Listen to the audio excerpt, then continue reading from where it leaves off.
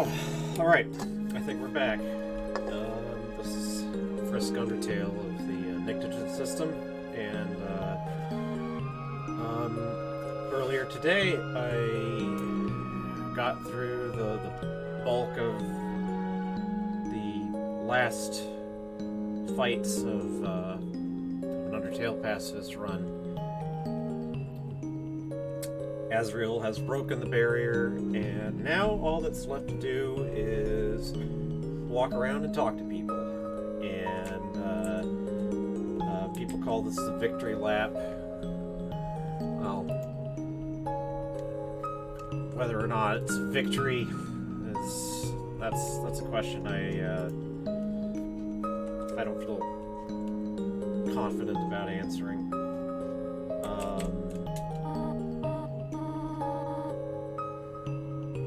After the playthroughs that we've done and everything that we've experienced as fictives here on the surface world of 2020X,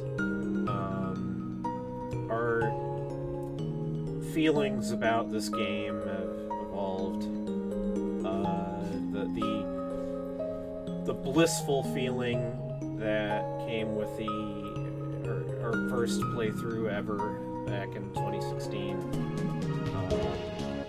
We aren't ever going to get that back, I don't think. I don't think it's possible for folks like us. But still, we can enjoy what taste of the idea that maybe the monsters could find a happy ending after all this. It's a nice thought to have. Pardon me, I'm gonna grab myself a drink before continuing.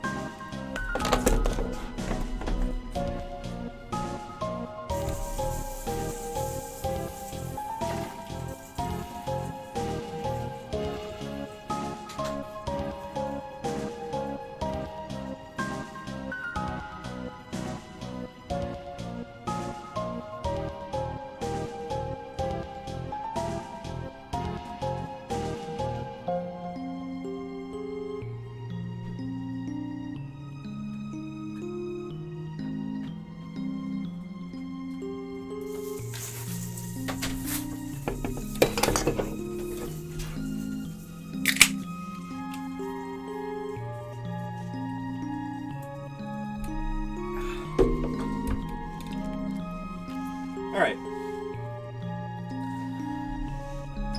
So first, we'll talk to all of the major players here. Toriel first. Hello, Frisk.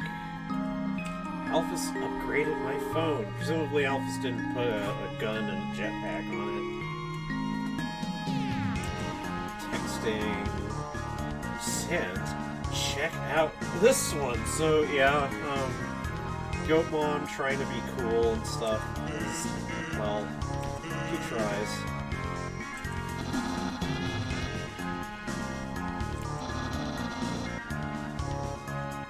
Yep, Queen is a huge dork.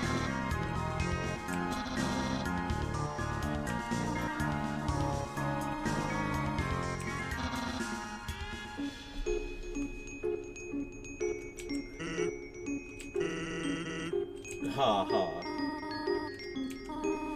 You are not a dork. You're more of a bonehead.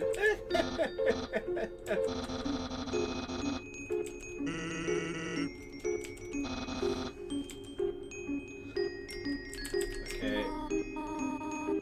I don't feel left out. Well, maybe I do. Oh yes, I could finally use Toriel's finally, like, all this time during the game, if you ever tried to call her past the ruins, you'd never get anyone, but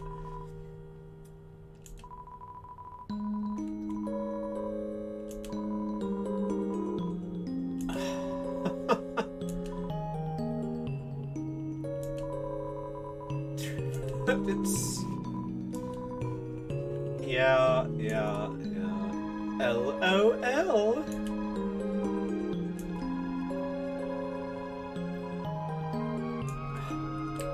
Okay, that's how texts work.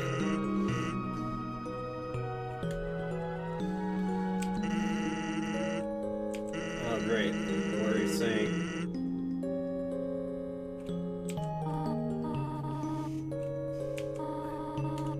It took a couple of minutes. Yeah.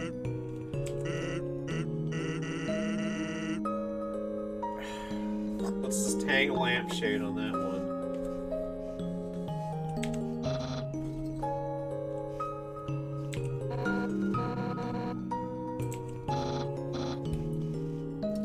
So, there are some terrible people out there who, oh, someone decided to give me an underswap link. Yeah, I don't know underswap, really. Anyway, there are some people out there who see fit to try to ship, Undyne with Papyrus, which is kind of wrong. But I sort of feel like this seals it here. Papyrus and Undyne definitely have a strong friendship, but yeah, like go to your room, Papyrus. Okay.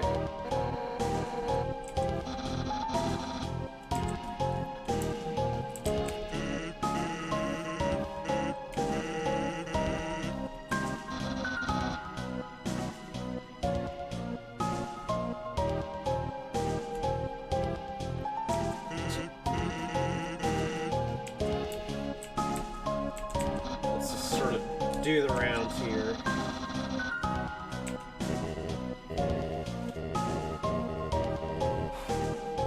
Now that the war is over, we might not need the Royal Guard. It's interesting to speculate whether or not Royal Guard would have a purpose, assuming, making the big assumption that the humans and the monsters are actually able to live in peace together up on the surface. But I would think that there would still be some sort of peacekeeping or boundary maintaining services that the monsters want to have on the surface. I'm gonna say this because I've Shara and Azrael were watching the Peter Jackson Lord of the Rings films earlier today. Most of Shara despises, by the way. But I'm reminded from the text of Lord of the Rings how the hobbits were said to have a body of people who were called sheriffs.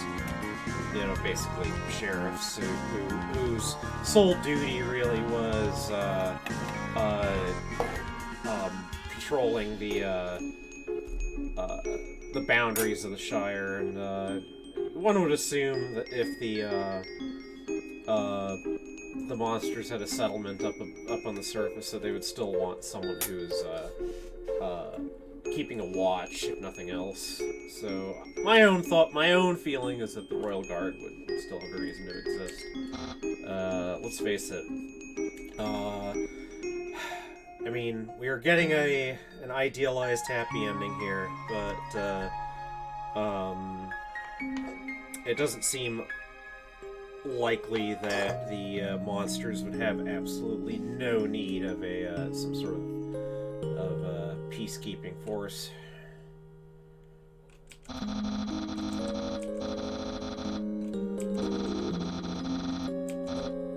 Yep, nothing came out the way you wanted.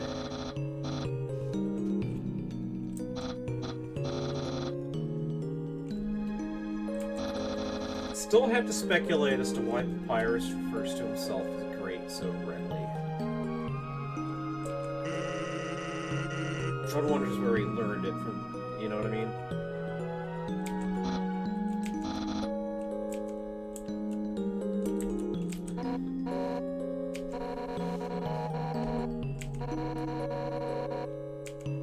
Well, I'm kind of with Alphys here. Alphys is going to say,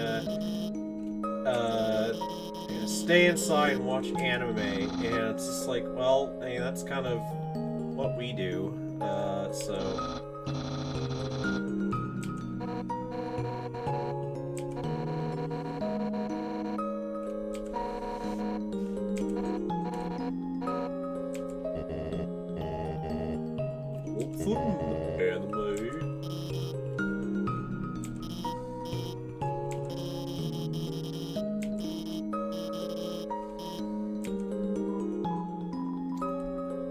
Well, I definitely prefer the swords to the guns.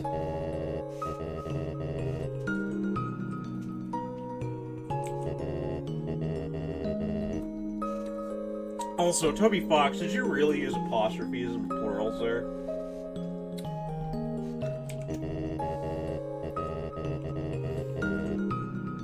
Where can I see the anime?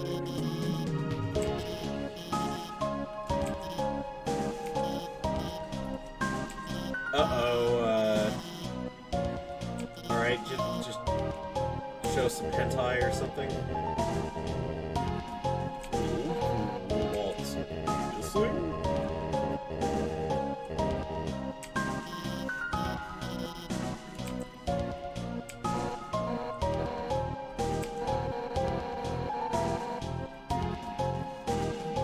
Yeah, like, you could watch Cowboy Bebop. I think we haven't, collectively, we have not actually read a lot of fanfic. We've read a few stories, enough to kind of give us some inspiration in the earlier years, but I gotta be honest, being fictives, as we are, has taken up most of our time, because most of our time has been taken up simply learning how to navigate being people. And, well, I mean, we're fortunate enough to have a supportive household here. We live with people who, even if they don't really understand what's up with us, at least,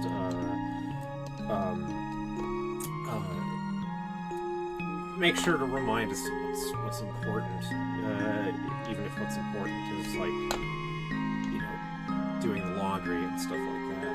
And, well,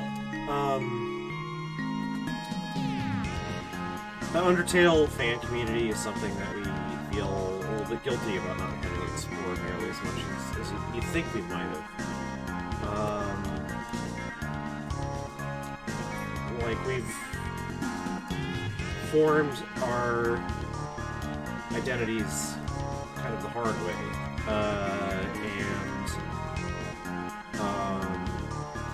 In any case, I'm getting off the track here. One of the stories that we do remember fondly is there's a story about Alphys and Undyne simply going into a movie store late at night and walking out with Grave of the Fireflies. So, yeah.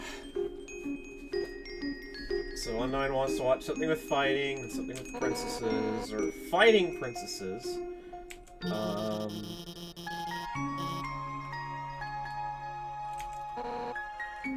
Yeah, I kind of wonder. Yeah, like we haven't been introduced to as much anime as you might think. The series that was new to us anyway that we watched most recently was the Virgin Witch Maria. Chara is really into the Fate stuff, so we've rewatched some Fate media recently.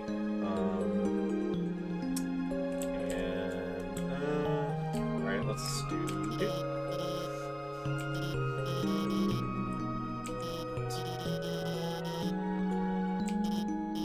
No, I do not. I do not think that they are ever going to get back together. I don't think they should get back together.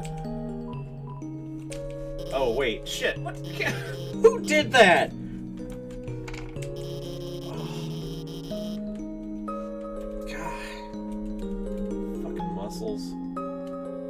I'm gonna blame Chara. I'm gonna blame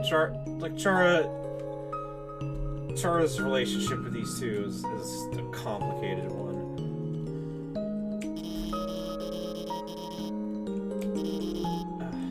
Oh God, I want to take that T-stroke back. Oh no. Yes, it is very uncool. These two should not get back together again.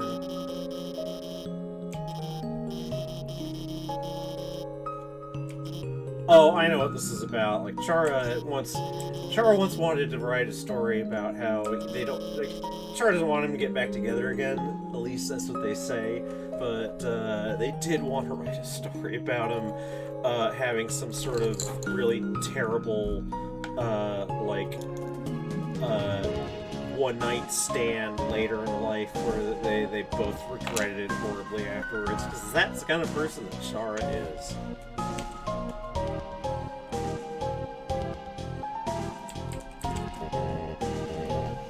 Oh, Frisk. Sorry about murdering 6 children.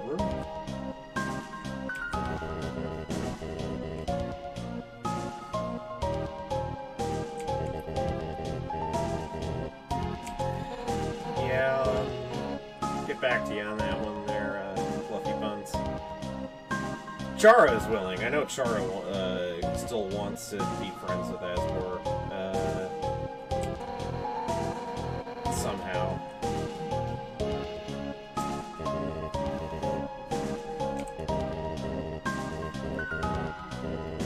Oh, you're not sorry.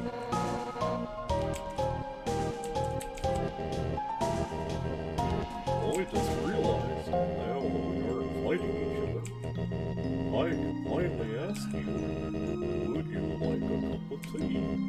All this on the cold.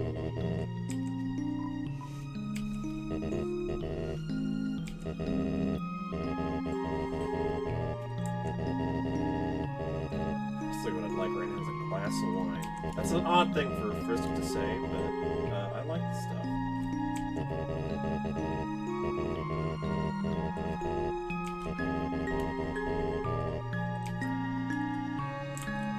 Let's do one more.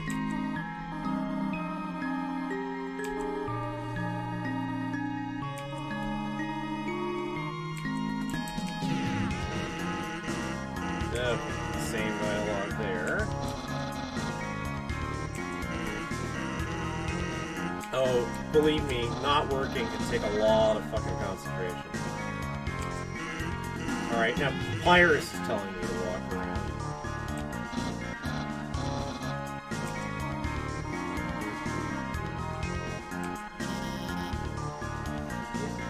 I haven't tried.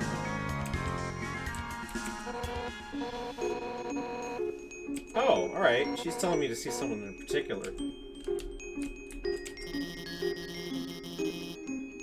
Oh. They do.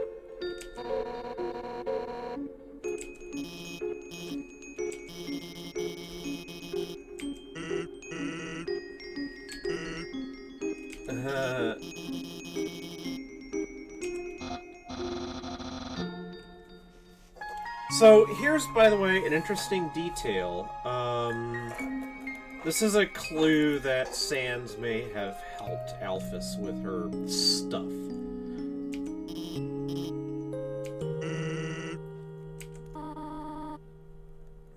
Oh.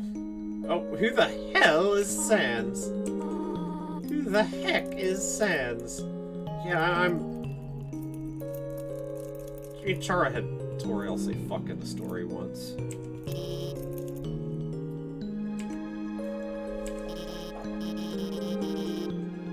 Okay, so Alphys has a specific recommendation PlayStation 2. Well, PlayStation should walk around and have a good time. That's important. Okay, everyone's telling me to go. Might as well just do a save for the heck of it.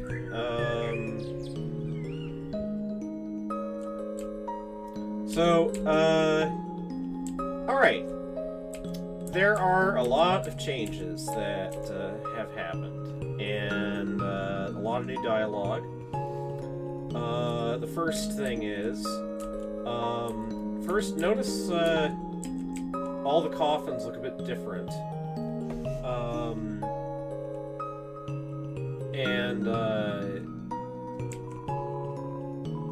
Char's body is not in this. And I believe that there is some sort of game dialogue somewhere that suggests that Toriel took Char's body with her when she ditched Asgore and went off to the ruins, and that Char is actually buried under that patch of flowers that you land on, or that I land on, I should say, when you start the game. Back through the Golden Hall.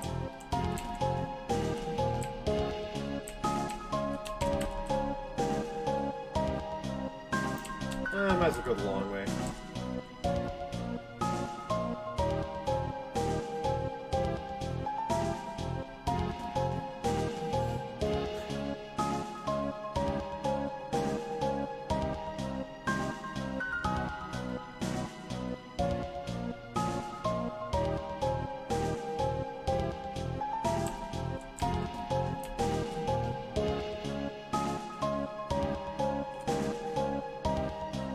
This reunited tune is so good that hearing more of it is not a problem.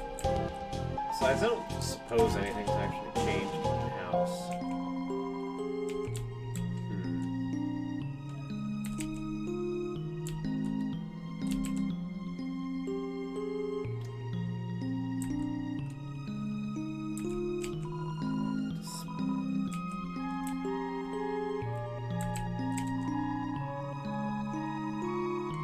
Yeah, it's all the same stuff.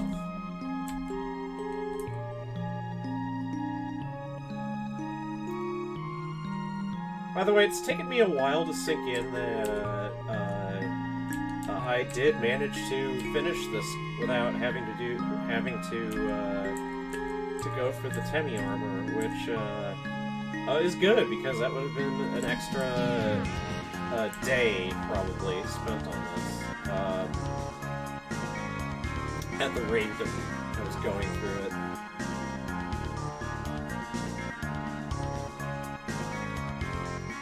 I know this is just fiction, this is a game, but you could tell that at least we're supposed to get the idea across that the underground is actually quite spacious, and there's like a good-sized city down here, and whether or not any caverns exist that would hold such a place is, well, I mean, uncertain to me, to say the least.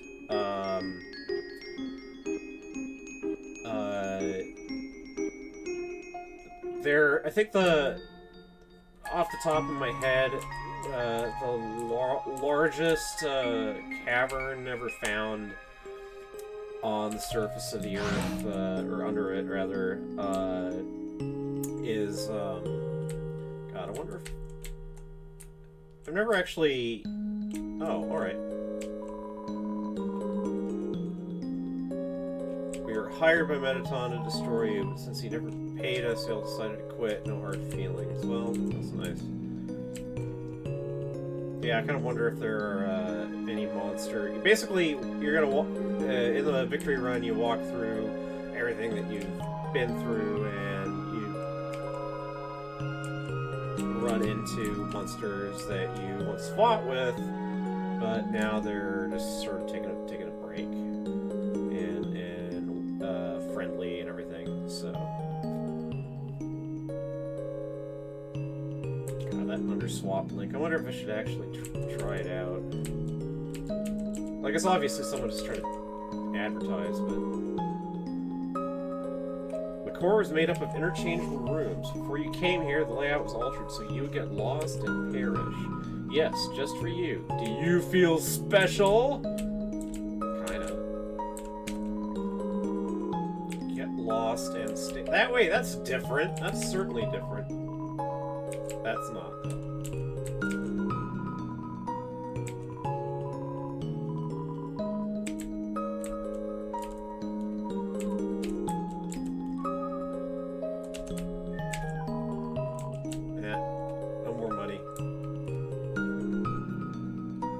I kind of wonder if any vendors are actually... Well, no, I think you can still buy stuff at vendors.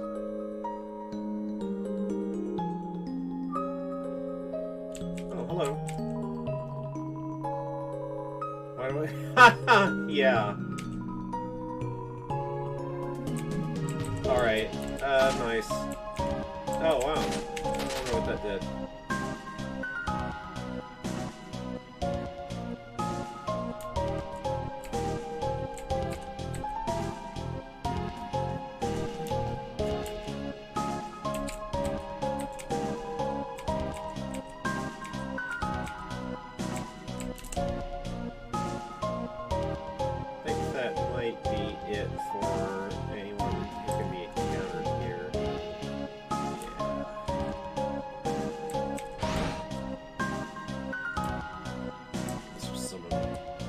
Oh, alright.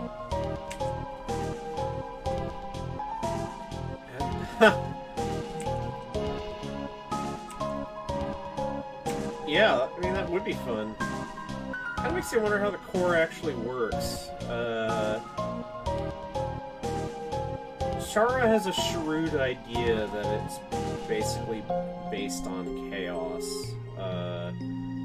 and that the ever-shifting internal structures of it are actually necessary. That it basically is always needing to reconfigure itself to stabilize itself. Seems like a ticking bomb, if you ask me, but well. Now it is my special place. It's nice for cooking s'mores.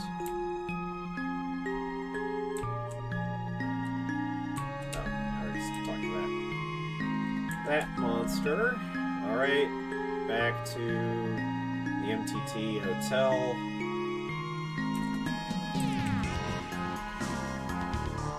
Yep, everyone's closing up. The monsters are all just backing up and leaving. Except for at least one, but I'll get to that.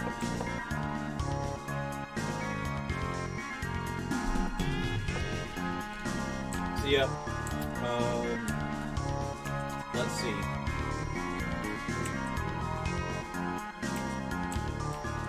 Sad dragon.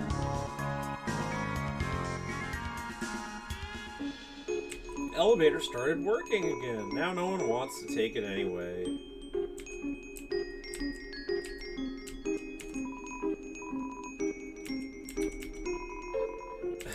Yeah.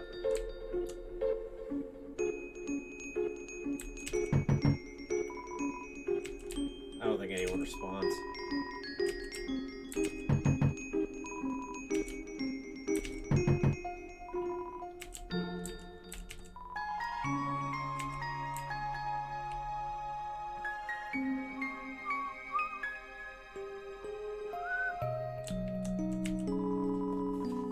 Okay, is the inscription changed? So, again, that 21X is a big date in this, and, you just... Considering that that's when Chara is supposed to have fallen, and yet so much time is supposed to have passed, kind of makes you wonder, what's the date supposed to be now here?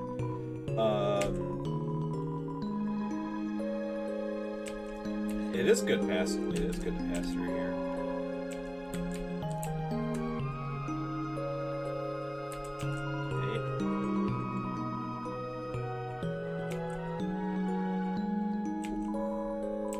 Live life without reservations. Ha ha ha.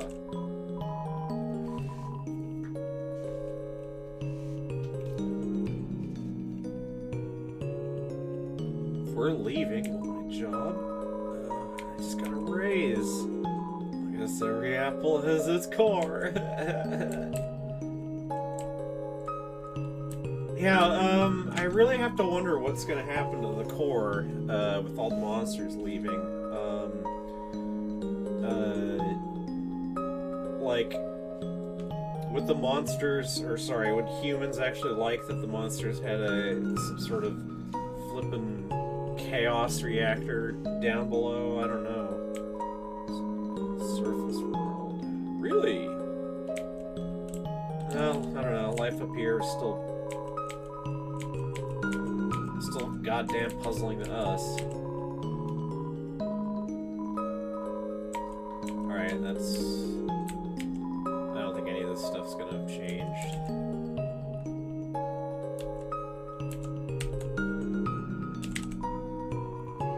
Yep, we're all free. You can stop licking that ficus. But I don't want to look like I messed up, so I'll keep going.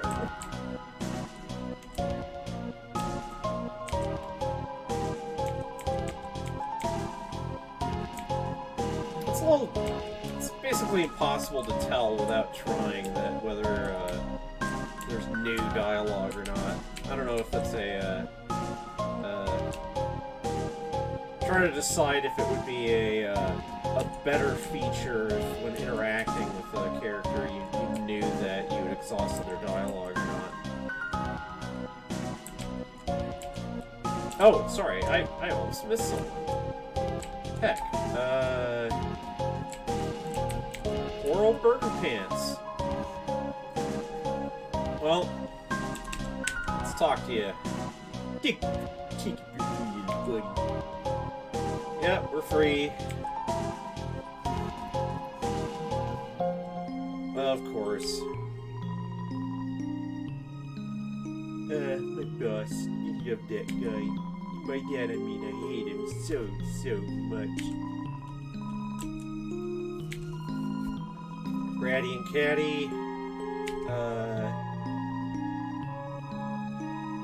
Well, that's optimistic, I think.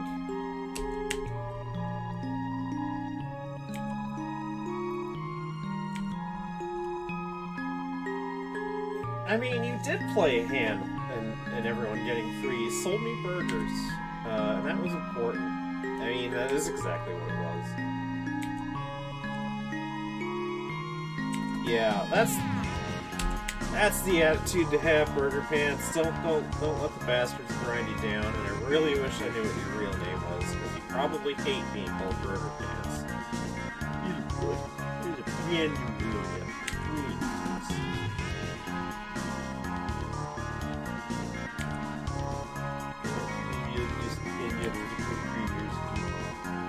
Nowhere to go but up. Okay.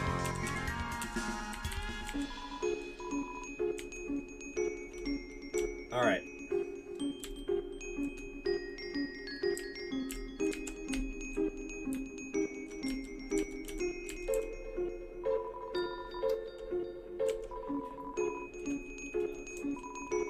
Not really much point in buying that stuff. Freedom!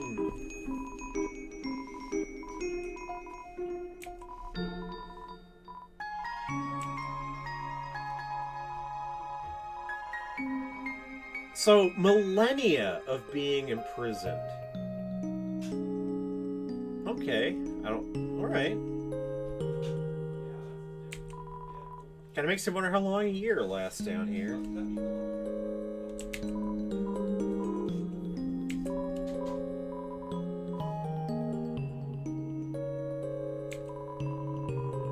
I mean, you know, there's absolutely nothing saying that a year in Undertale time lasts a year of our time. I mean, for all I know, when they, 21X might refer to a date, or 1 year of that span might refer to like 10 or 100 years of our time. We were hyped for the destruction of humanity, but we were just like joking, you know? Like, I don't think they knew that I was human at the time.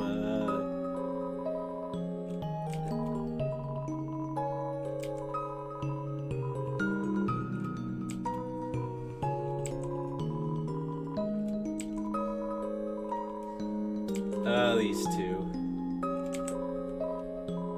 Oh, okay, that was a mistake.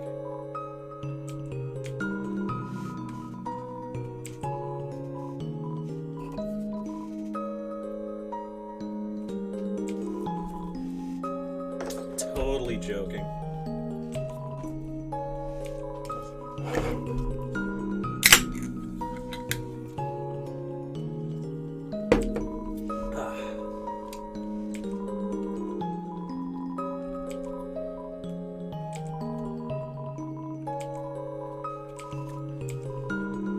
Okay. The future. Wow, okay. Caddy wants a cat. Oh. Yeah, in my dream, you clean up after the cat.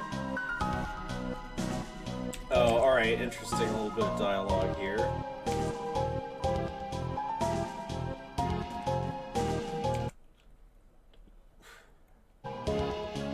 Granny, no! I'm just kidding. Kind of.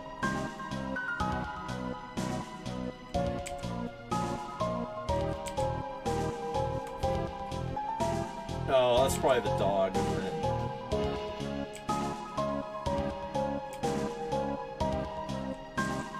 Yeah? I think that was like a dog. Dogs are just firm cats. Oh, gosh.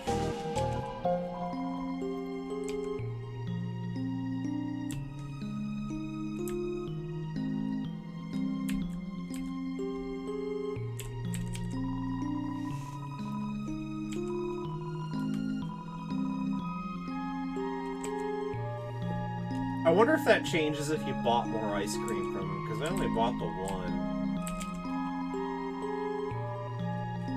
Yep, Royal Guard's being disbanded. Love, peace, sucks.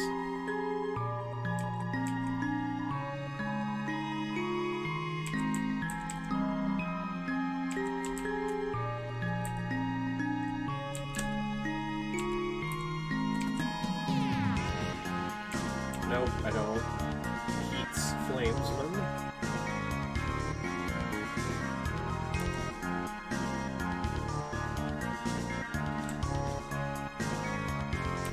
Oh, hi.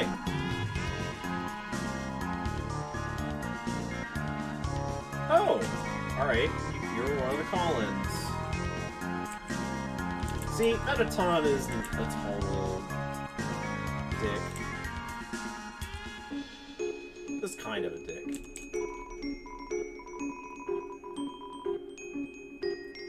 Okay. So Muffet raised enough for their bake sale and was able to afford transport and sunglasses for all the spiders. Yay.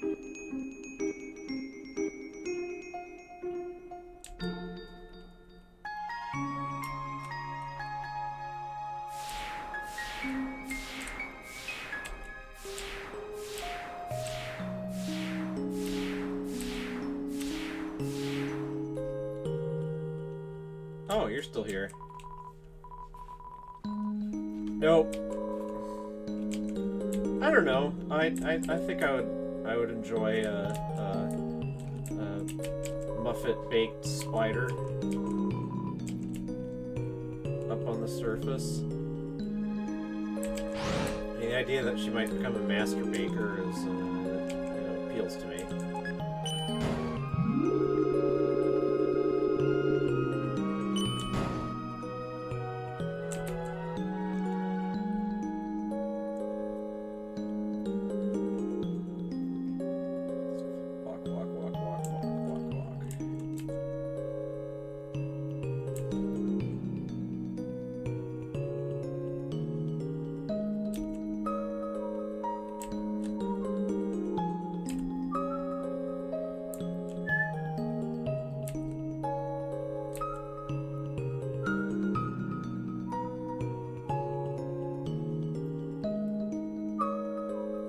Oh, hello, it's Pirate Pete.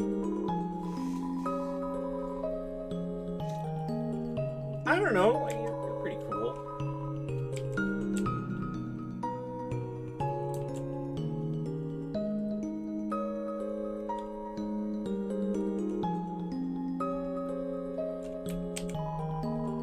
The mouse hacked into the safe and took the cheese out.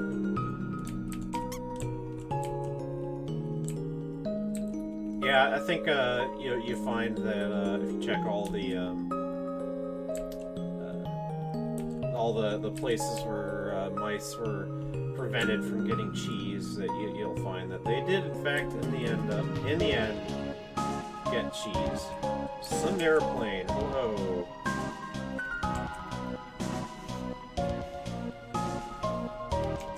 Okay, what do you got to say to me? I may have had limerent feelings for you. I don't know what that word means. I'm gonna look it up right now. Limerent is the emotional state of uncontrollable obsession and infatuation for a particular person called the limerent object. What the fuck? Okay. I guess it's Azrael Chara.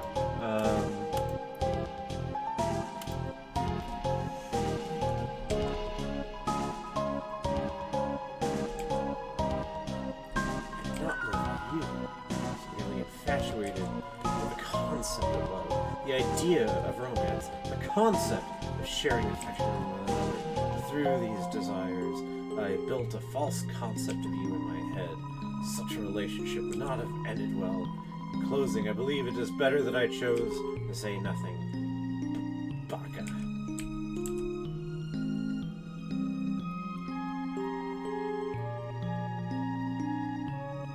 Okay. Oh, it's Vulcan. Tipsy Bud. No, Sans ain't never coming back.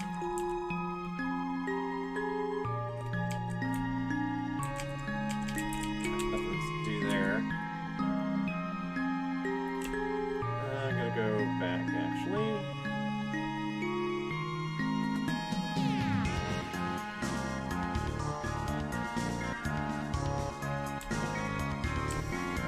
Oh, just head for the elevator then.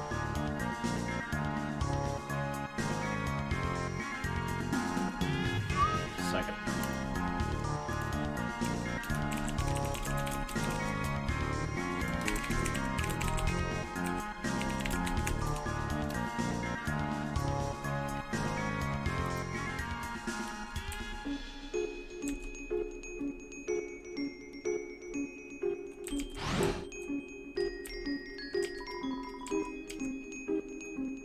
Okay.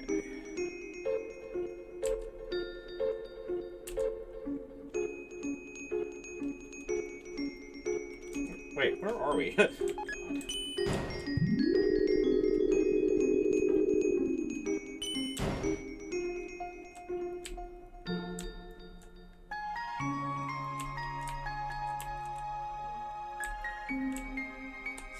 Where I wanted to be exactly, but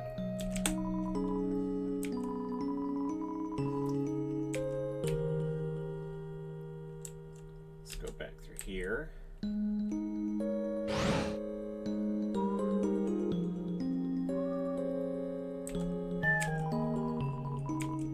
I'm guessing nothing here has changed.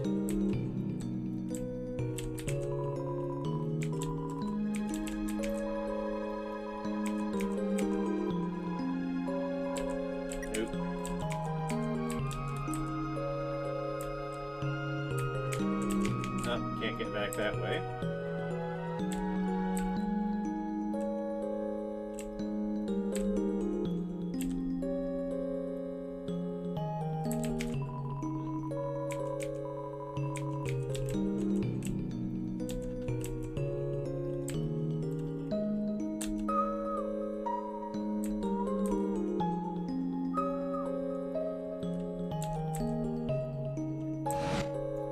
See if there's anyone left to see this way.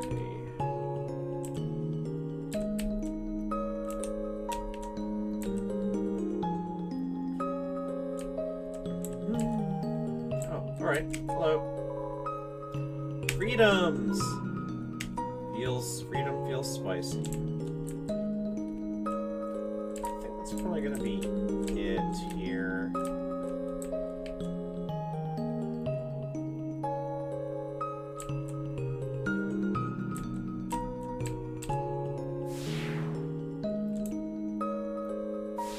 Yeah, like, going by sort of the monsters we've already encountered, I think we've already hit everyone that we possibly can. I know that like, we haven't really ever had the patience to go through, like, walkthroughs or,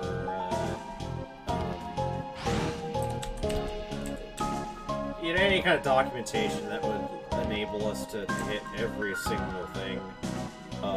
And we know that there are things that we haven't seen. Like, for just to pick an example, we didn't try to do the So Sorry encounter, which requires a bit of tweaking anyway, unless you're on a certain... either you have to be on a certain day in November, or you have to like manually alter your computer clock to fool it, and yeah, it's just we're not really gamers, any of us.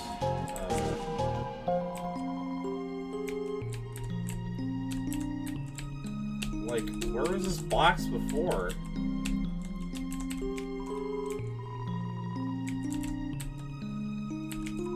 And who is this? I've never seen this monster anywhere. Attractive looking fella.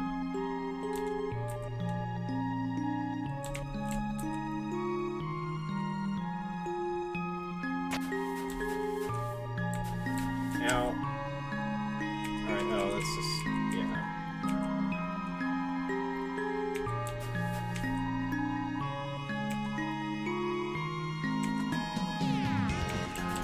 Yeah, I don't think we'd ever actually checked any of the flowers before. Like, it would have been curious if they also changed to reflect the changing circumstances of the monsters, but yeah, I think they're all the same.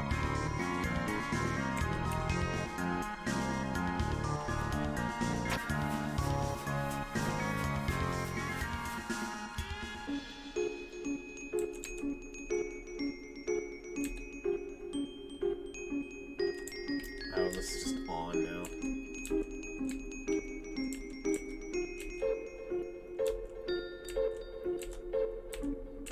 Or is it fading very slowly? Yeah. Huh. Curious.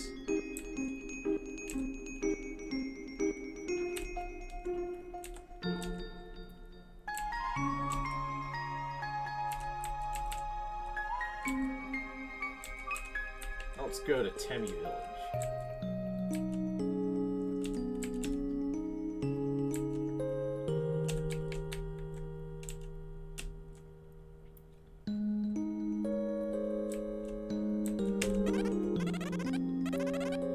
Very good news, indeed.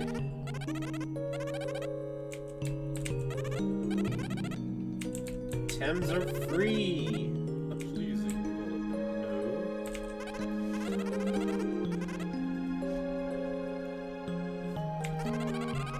No. Yeah, human's cute. Apparently.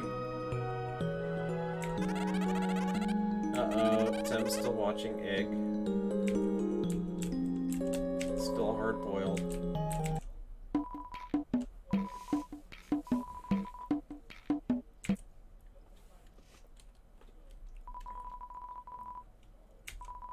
The government told me they were willing to transplant me outside.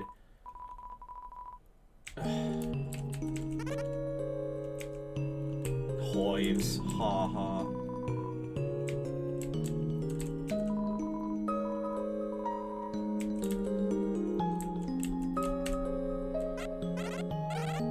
Okay.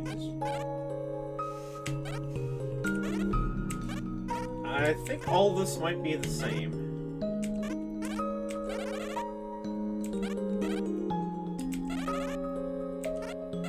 Yep, all the same.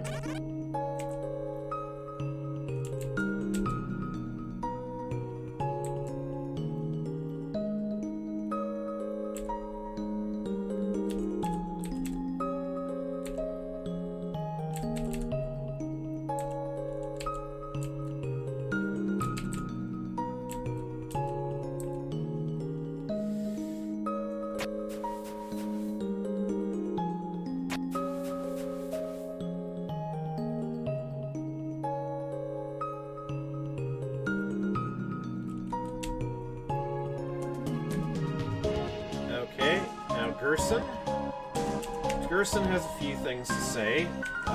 Finally tells the Fluffy Bun story. I remember it clearly now.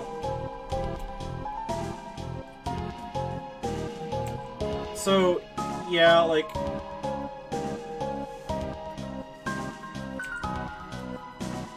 Toriel was sort of the one who was actually kind of running things. The one who had the head for it, and you know, Asgore apparently was just the sort of... I mean, he was the warrior, he was the king, but and aside from that, he just kind of wanted to drink tea and grow things. Your turn, Fluffy Buns.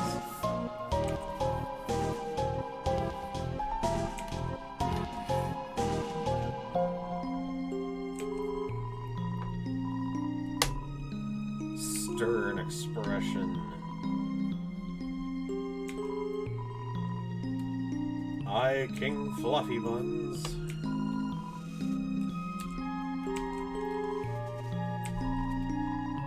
So, obviously, the boss monsters aren't really goats exactly. I mean, they don't have hooves, for one thing. They got just, like, paws. And fangs, too, although there are ungulates that have fangs, or long teeth, anyway. Long front teeth.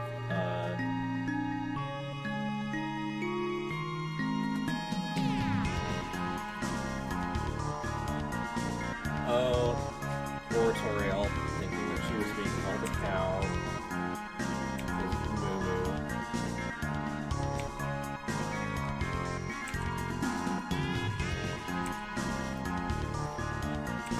So yeah, we get a little detail here about the boss monsters. Obviously that's Toad Fox kind of having a bit of a joke, but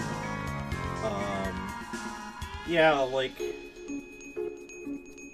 There's something a bit different about how they have children. I mean, other monsters have children. Obviously, we've met some of them, and we've met parents. But something about being a boss monster means that when you have a child, then the child grows at the expense of the parents.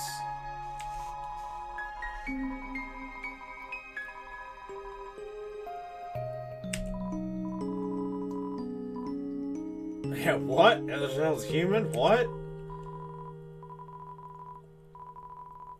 It's kind of curious that they are dangling this idea that you might decide that Asgore is your dad.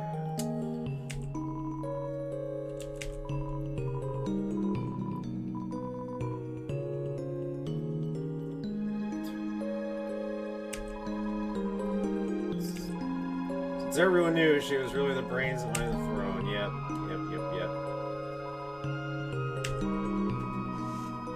Huh. You know, nuzzling noses, being all cute, cuddly, in public, embarrassing their children.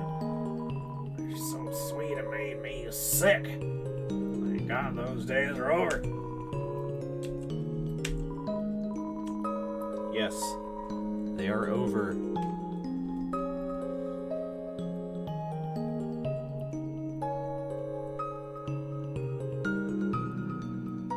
So, yeah, like,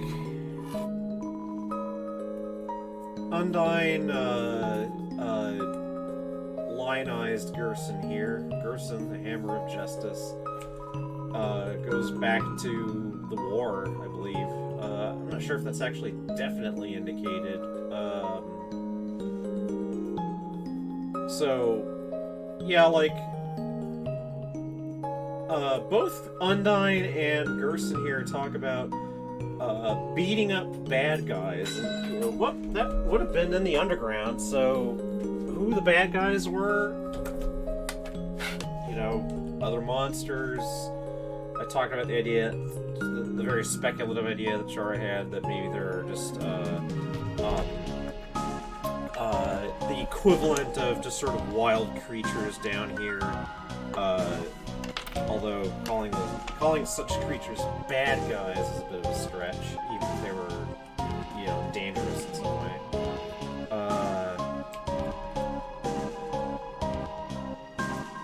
Yeah, see, like, Undyne was a little bit too enthusiastic.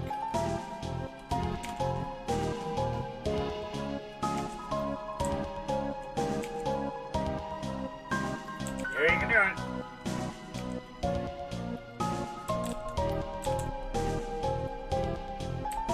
Okay.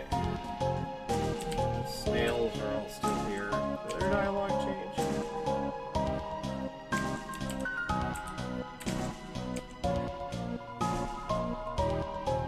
Oh, yeah. Reach the end of my extensive journey. Remember to stretch your muscles. Ha ha.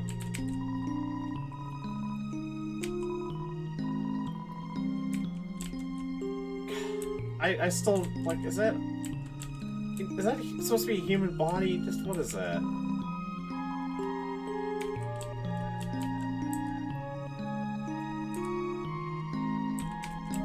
Can't play Thundersnail anymore.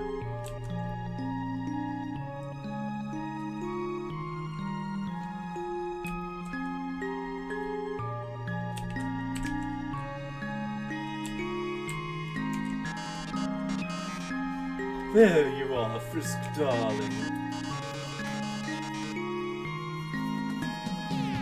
Oh, alright, so, you know, obviously, you know,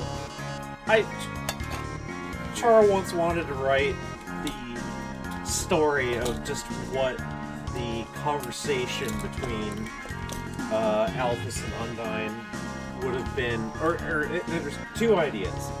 They wanted to write a story about the first conversation that had to have gone down between Alphys and Mettaton after Alphys got Mettaton back to her lab to fix him up after, you know, getting the crap beaten out of him, and just like, because there was a lot of unsaid shit there, that's for sure. Well, I guess we like to think that Alphys and Mettaton reconcile. And then the other conversation that they imagined would be interesting to try to write would be the conversation that must have gone down between Alphys and Mettaton back when Mettaton was still a ghost and Alphys was discussing what Mettaton wanted in a body. And that would be a way of exploring these kind of ideas about, well, just what do the monsters think about things like gender and sex? Because, you know, Mettaton obviously wanted his body to be sexy, and to be regarded as attractive, presumably by other monsters, but, you know, it seems like he always had an idea to, well, I want to be a human star, and I want to be attractive to humans, so there's stuff to kind of poke at here. Yep. The greatest spotlight of all! Oh yes, I suppose I should thank you too, darling, for fighting you. I had forgotten how fun it was to perform with others. So, yeah, Mettaton's got actually a sort of touching bit of loyalty to old friends, that sort of guess he'd forgotten about, and so he may, yeah, Blookie, Naps to Blook, and Shyren. I don't know if Burger Pants is part of these plans.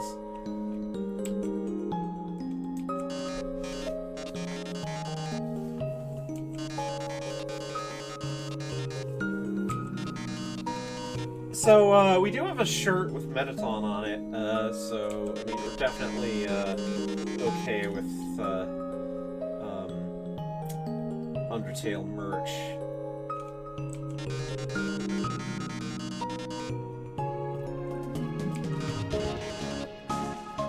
Flush dolls, tutorial, but, you know, my face is Yep. I think that's all you get. Oh, alright. It's the flashlight. Oh, the flash of light being like how everyone remembers Flowey doing their thing.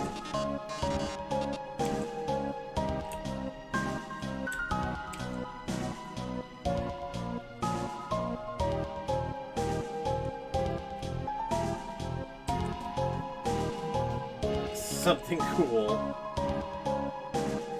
I'll never forget. Aww. Naps the Blook. No one ever had so much faith in my fake sleep.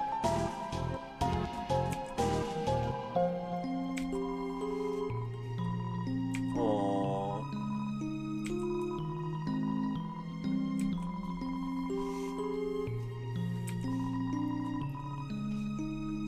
Oh, okay, that's interesting details. So everyone just got, like, transported to where Flowey was, I guess. The flash of light knocked on the door. That's interesting. I guess. I wonder if that's a magical thing. Can't come in without permission.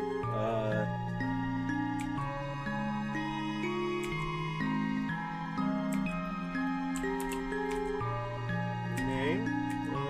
Frisk. I didn't forget. Because I tried to let it in my head. At least for now we know that, for certain that, Naps to put his hands. Oh no. Oh. The tears are all forming a big pile. Oh, your day's gonna be really long. Alright, that's it.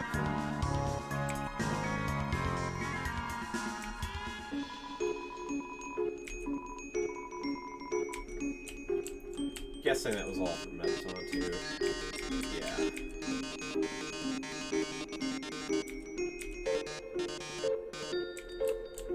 That was a little catty of you.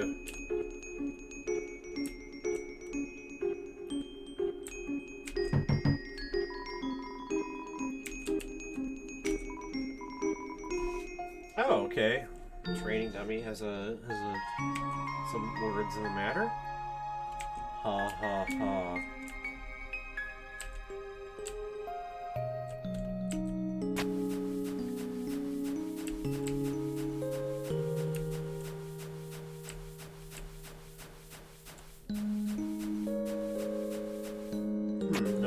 No mad dummy. Unless that was supposed to be mad dummy. Oh, hello. Interesting.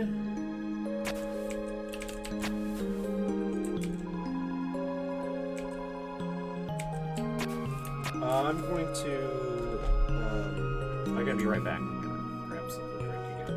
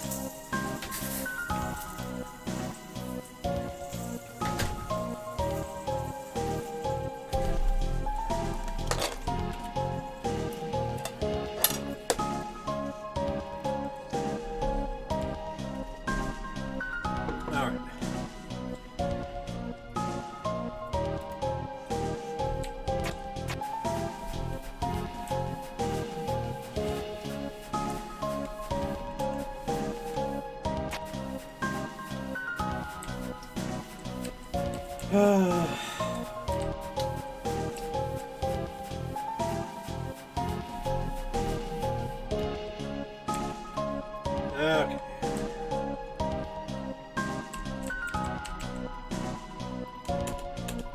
I'm wondering if the music is going to... Nope.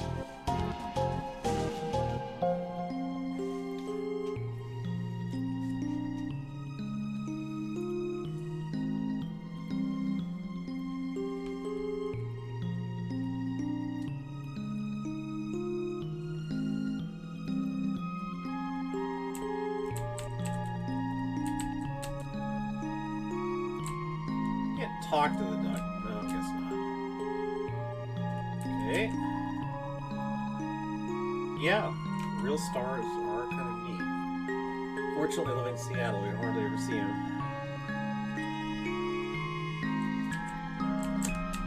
That's okay. Hardly anyone knows what stars are.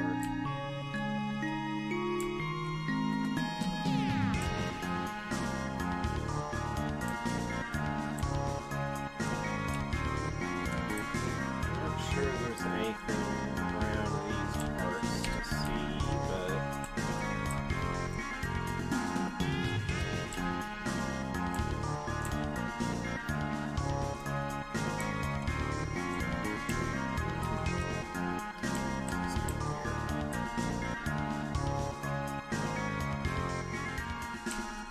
oh, hello.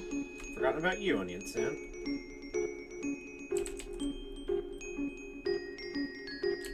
You gonna say anything?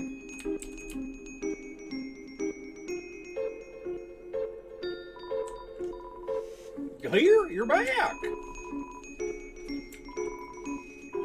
Starting band, you hear? It's called the Red Hot Chili Peppers. Oh gosh, all I thought of was the name.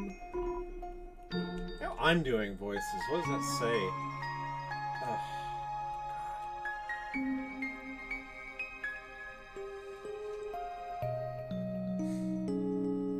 Char's laughing at me internally.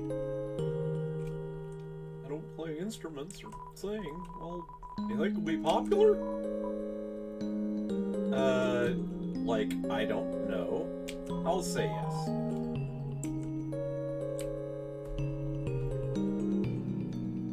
Like, honestly, you'd probably get by pretty good on just Red Hot Chili Peppers, even if you didn't have any talent. I guess I can't say anything more to Onion San. Oh, alright. Alright. We've run into the first of something that Alphys has done here, which is she's returned the amalgamates to, as best as she can, to where they are from. And so here's Shyren. Can I talk to Shyren? Doesn't look like it.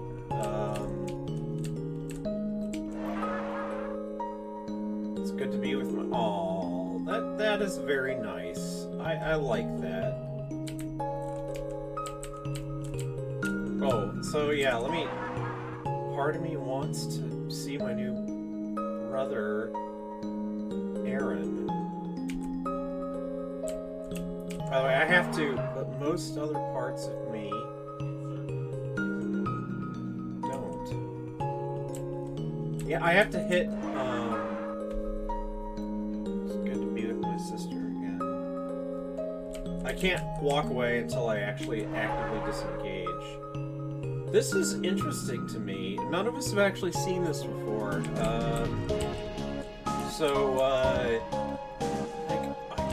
Gosh.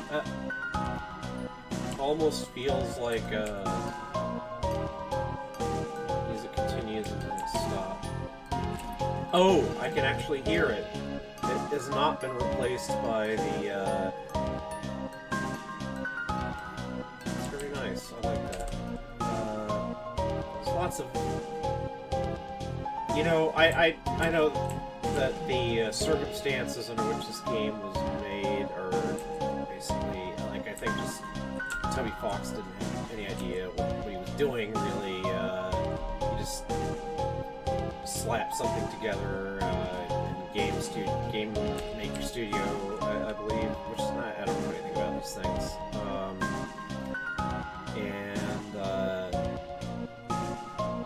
You know, there's inconsistencies in the work.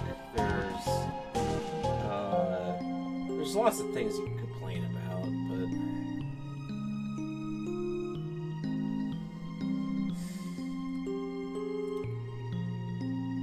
I feel weird criticizing this.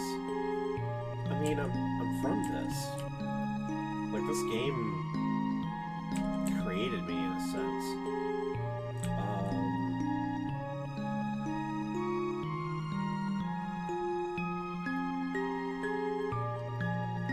Was it right for us to spend 4 years of our lives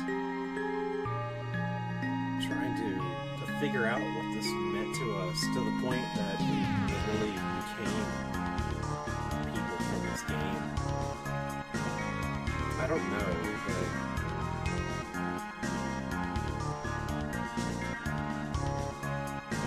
people have told us that we're better for it, that we become better people. That means something to us, so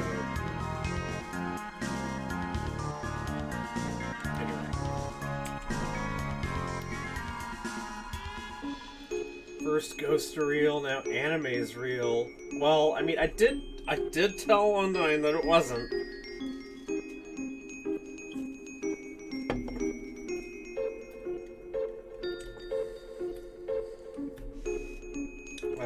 I feel like... never mind.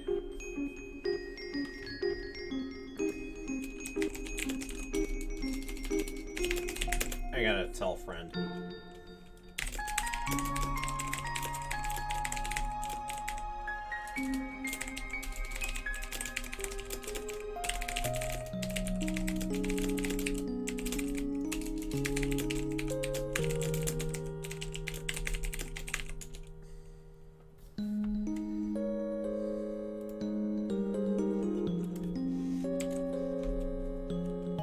Is that it? I guess so.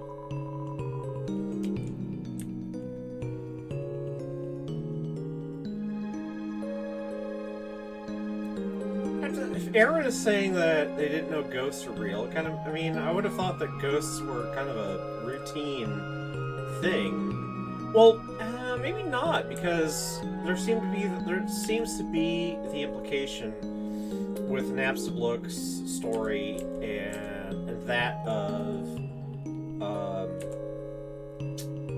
the ghost who became Mettaton and of the ghost who became Mad Dummy, that ghosts used to be more numerous and then dwindled. They all just decided to combine. Music always makes me pause. They combined with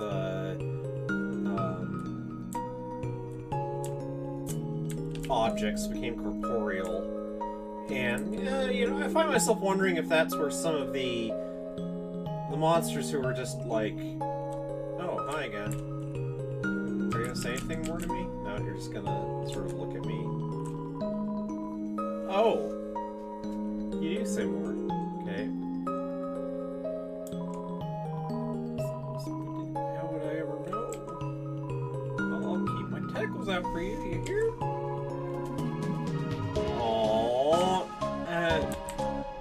I mean, I'll tell you. I can't. Why can't I tell you? It's all gonna be all right.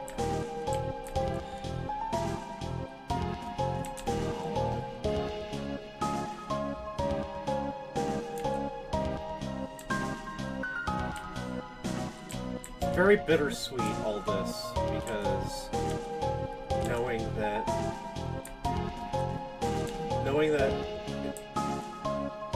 the world is not ready for this. If there really are monsters like the monsters of Undertale actually alive somewhere, emerged into the world of today, they'd be torn to pieces. We all know that.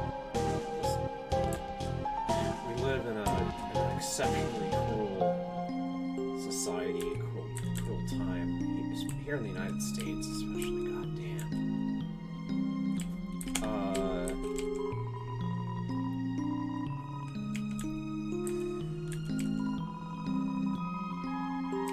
That's the same as before.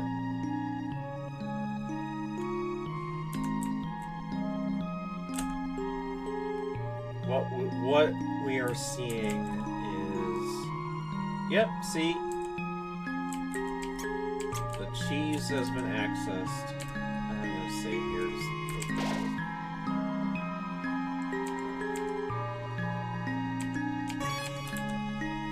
I'd hate to think that the computer would just sort of like, knowing my luck, someone would just trip a breaker at this point. Oh, it's exploring the ferry. I'm gonna go through and then write it out of curiosity.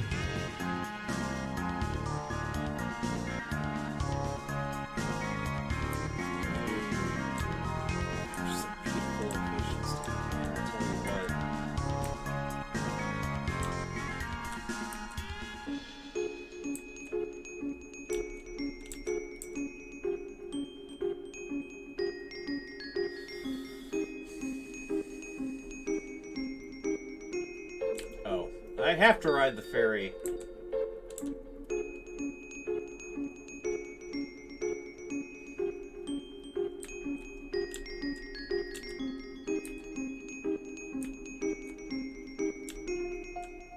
Yeah, none of us have ever actually done this complete of a victory lap before. On that first playthrough, like, we were, like, it was already, like, 3 in the morning or something, and we were just, trying to balance wanting to see as much as possible. Oh, thank you, I got the gold. Anyway, we were all trying to balance, oh, alright, another Washua. Hello?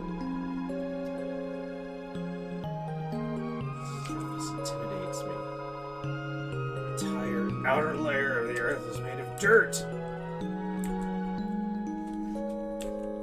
Yeah, the monsters having these sort of very particular personalities is... well, that seems to be part of being a monster. That it's sort of like a... well, I mean, to get a little metaphysical here, Chara, who is... the most fanciful of us in some ways, more fanciful even than Azrael.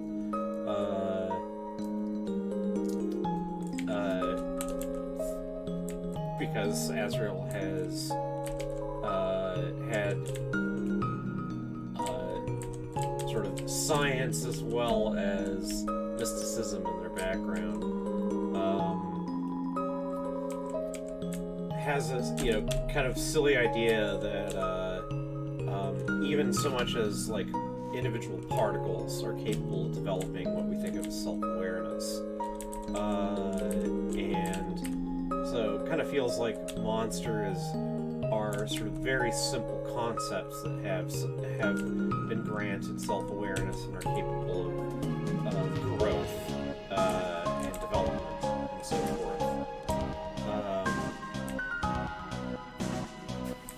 So, like, Washua, a monster who is simply, I want to clean things. Except, then, like, well, where do you go from there? Where do you develop from there? Seems to be sort of what being a monster is all about.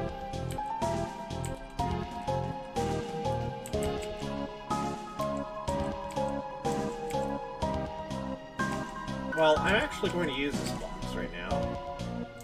Because there are some things that I want to have on me for later. Just that. The snowman piece.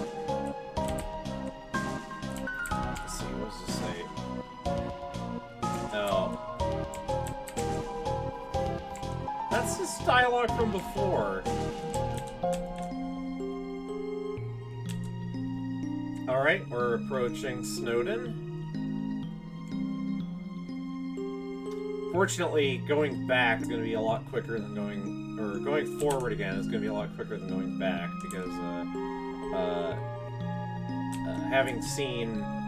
Oh, I don't know if you've seen everything. Yeah, see, there's that shed that I've talked about a few times in the stream that... I don't know if we can get into Sans's room now. Nope. I know we've seen the inside of it, I just can't remember how you do that.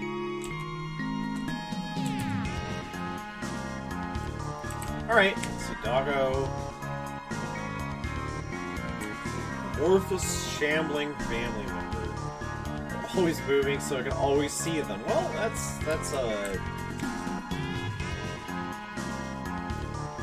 Oh, so it's all, okay, that makes a bit of sense. It's all the young dogs, it's like all their parents falling down, i.e. dying, so it's just...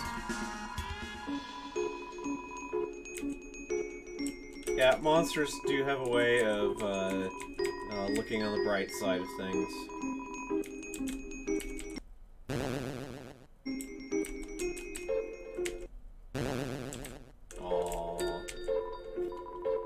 So yeah, this is Undyne's doing, or Undyne's, Alphys is doing,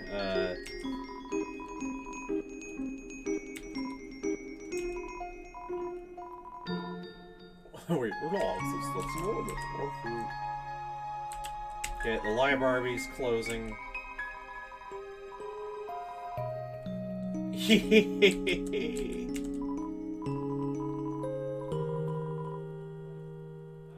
Yeah, there's actually something to put in the newspaper now. Monsters go free from the underground. That doesn't have enough pizzazz! Top 10 monsters you won't believe got freed from the underground. Okay.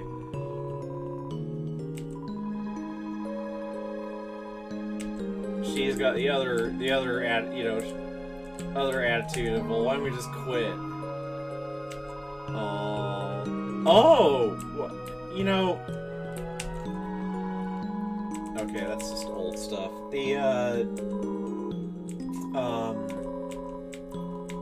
I'm not one for crosswords, but Chara used to be in trying to solve them, and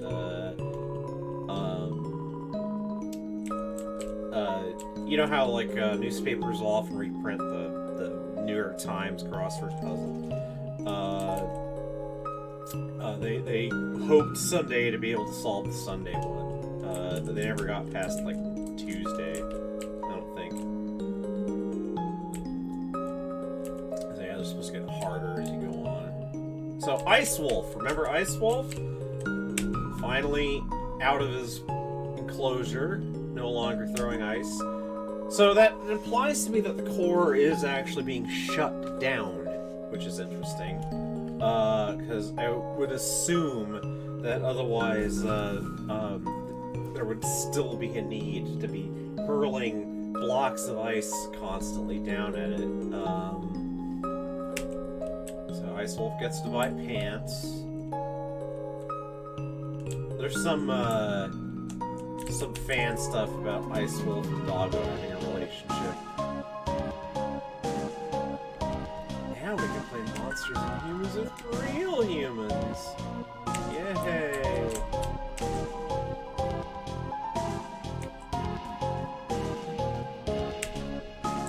Haha. A boundless world. Oh. That's kind of nice.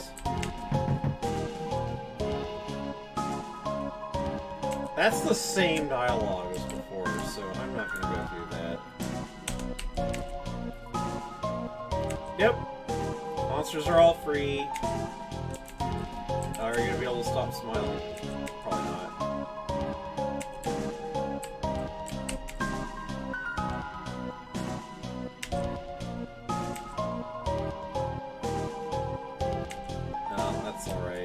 goofy jokes either. Into Grillby's. Okay, the dogs are all elsewhere.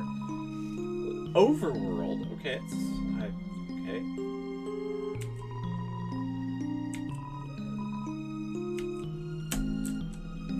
I'm pretty sure there are people, even in this parched and broken world, Drunk Bunny, who would go for you. That much is true, anyway.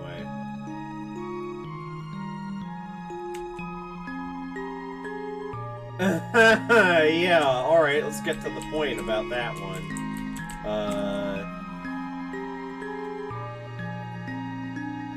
Move into the... Well, except we're all moving out of here, huh? No more local culture. Peaches green, okay. It's still broken. Grillby has something to say to us! Good job. Normally this bird monster is saying things.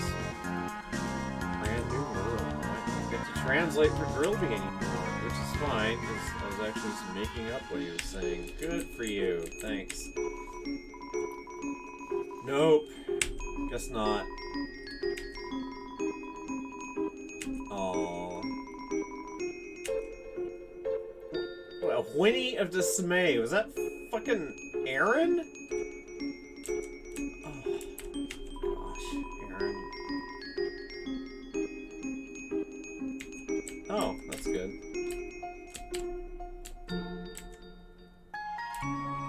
Politics bear.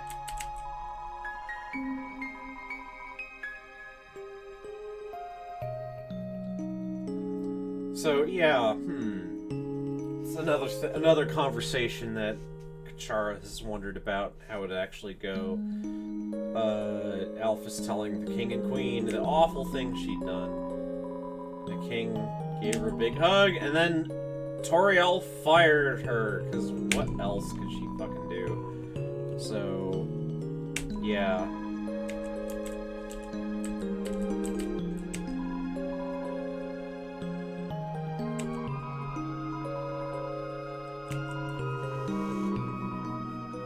I mean, yes, Undyne did try to kill me right in front of you, so, I suppose that would change your opinion. But Monster Kid found someone cooler, so apparently the virus.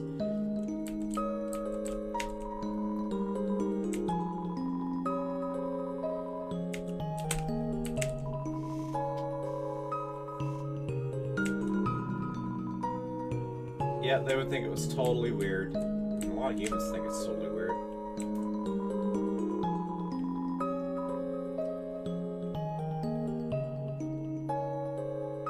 Well, I don't know. I mean, they're... Would you believe what I've seen? It's like... There's not a lot that can weird me out anymore. There really isn't.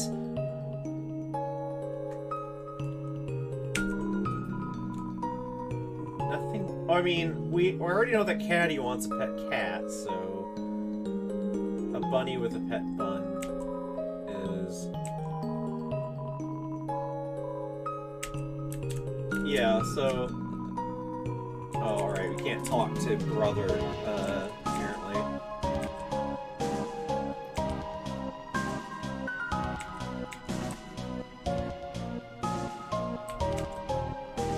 Okay, yeah.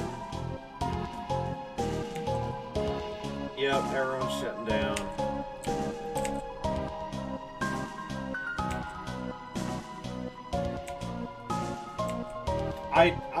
Mood. There's things not to like about this fucking place. I'll tell you what.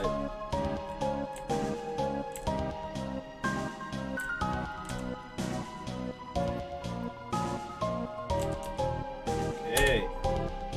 So. Yeah, So, the shopkeeper here doesn't, it's like, you're still just another monster, right?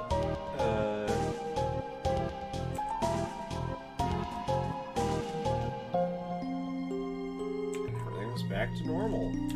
Kind of makes me wonder what did happen. Yeah, so it's like, I heard a human came through here. You're not. Yeah.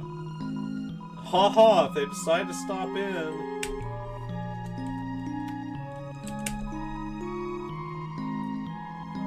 So the ruins are open now, which is going to be important. Open from the inside. The queen had been staying there.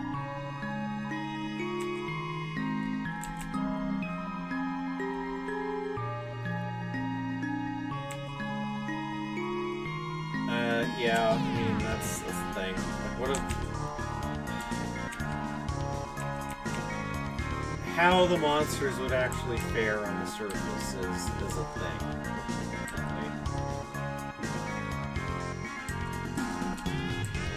Alright, out of Snowden into the wastes beyond.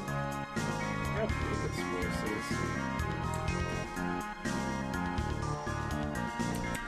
Snow pops.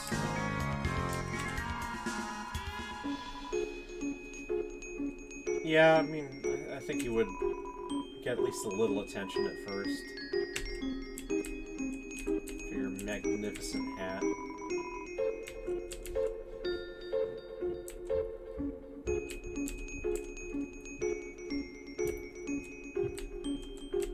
Oh, okay. Gift Trot is... Aw, poor Gift Trot. Jeez.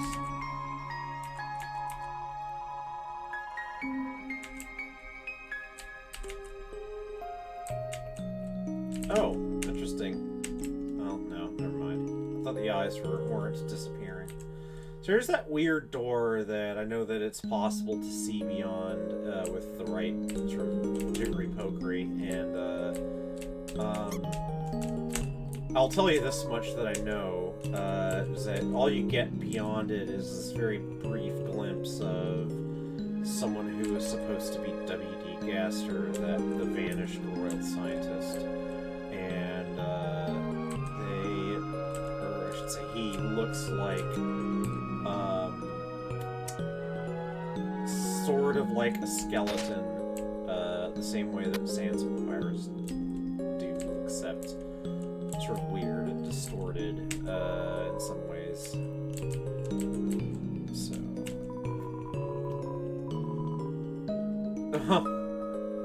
ear piercing. Right, you don't have any ears.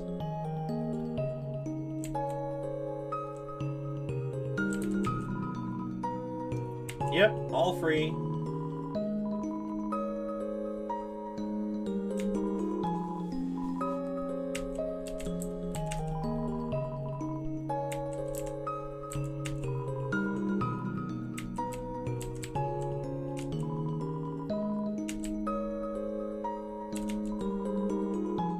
Huh, alright.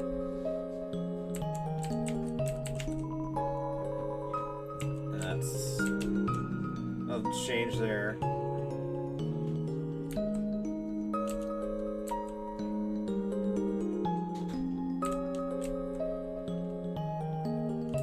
Snowdrake.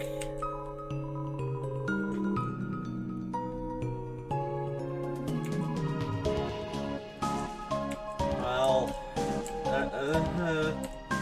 yeah, about that.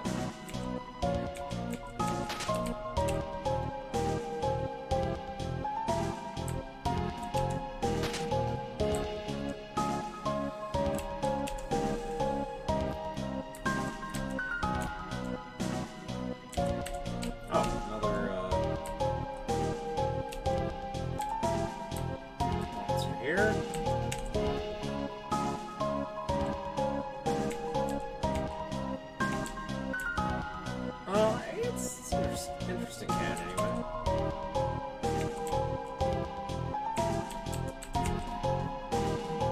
Oh, wait. The spaghetti's been warmed, though, even though the microwave is not plugged in. Impressive.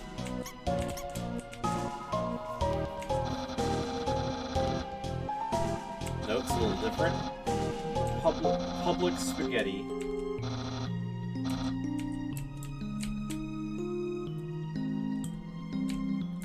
that's no different.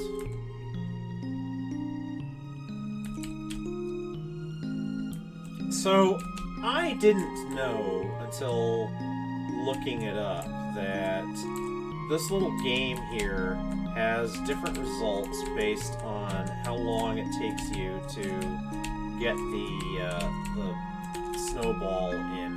Like, it's gonna start disappearing on me, see, and if you take longer to get it in, then you get basically, or the shorter amount of time that it takes you to get it in, yeah, I'm not gonna do this.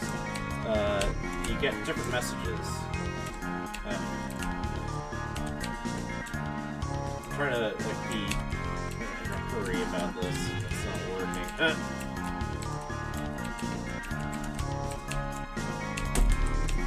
I'm surprised that hasn't disappeared yet. Shit.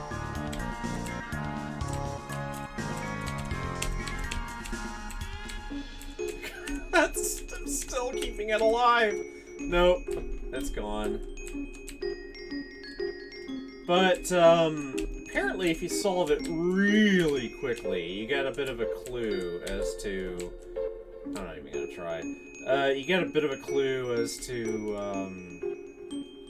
You get a list of other qualities other than determination, which so much has been made of, that are color-coded, and so the clear hint is that the other humans who've fallen down here and were killed,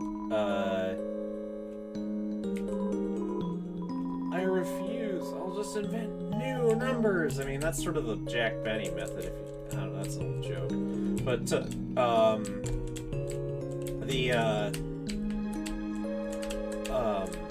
the idea is that the other human souls represented these other qualities, and they're things like justice and bravery and whatever.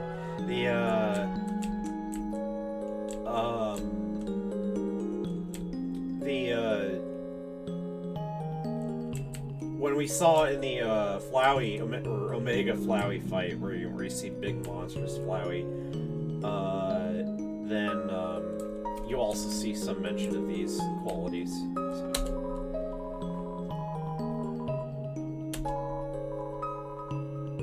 So you see, the piece of snowman is the bulk of the snowman can sort of feel where it's gone, which I find very interesting. That's exactly what I'm gonna do. Thanks, snowman.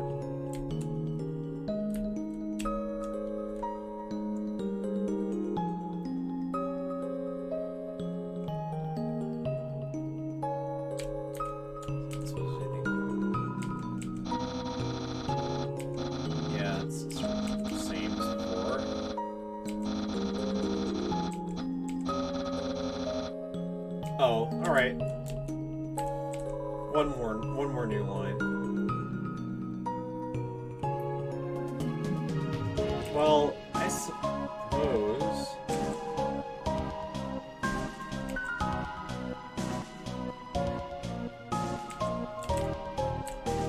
that would mean it's interesting. Or Snowdrake. Snowdrake Mom.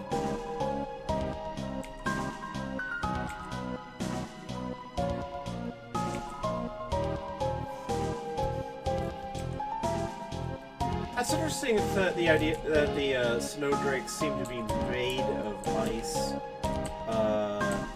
Like, you know, the monsters seem to be sort of animated from sort of ordinary material things. Oh.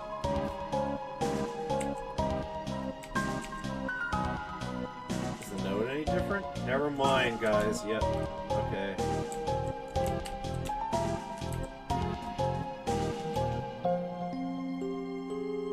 Almost all the way back.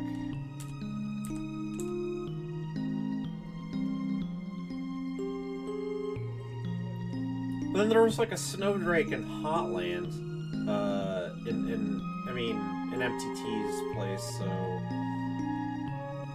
interesting. One might speculate that like a monster made of ice might be able to survive even in a hot environment, but only at the expense of. I see the camera's still there. Only at the expense of a huge amount of sort of magical energy.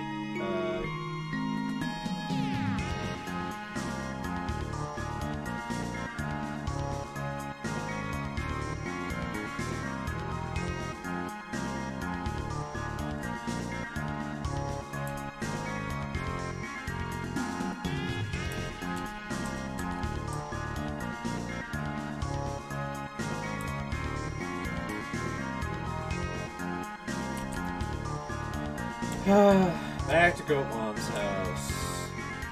Assume there's nothing really different about it. I don't know if there's still a pie up here. There is. Most of the pie is gone. There are dog prints in it. And there's still Char's chocolate.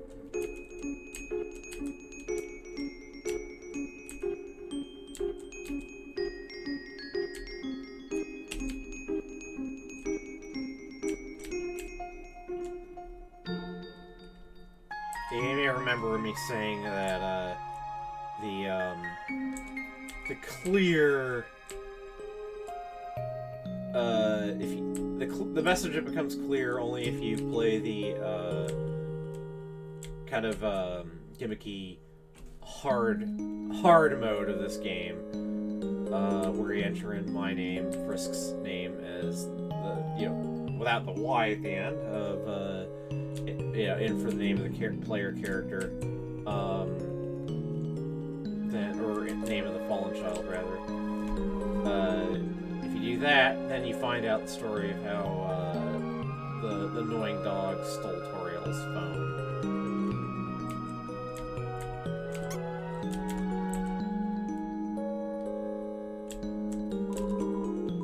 Yep.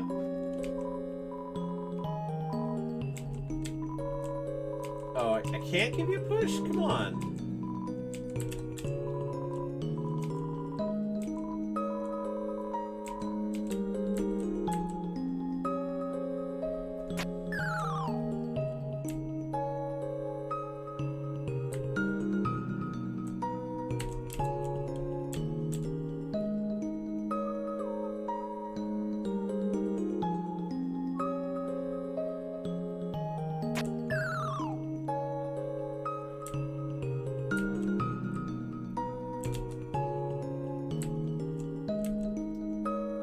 Hello, Rocket.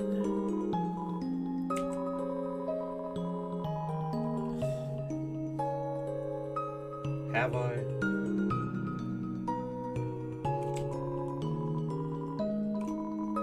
Aww, thanks.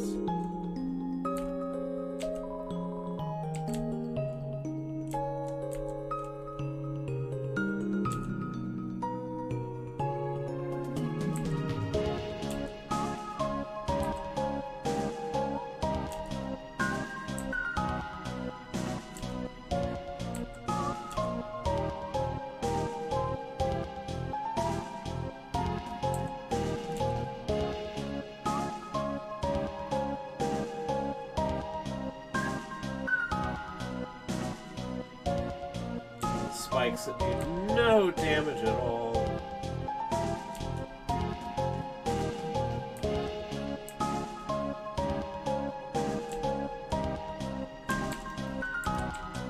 Oh. Nothing there.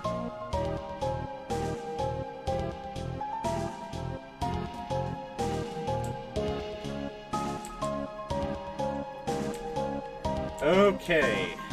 So. The last person you can interact with, unless we've missed someone, which you probably have, but there's one more person, one more monster that we run into that has something to say to us.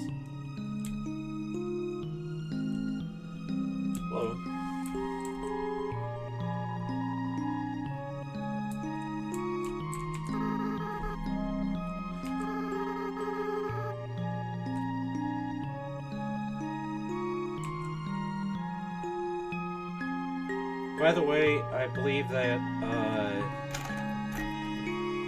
we didn't do this on this playthrough, but I believe that if you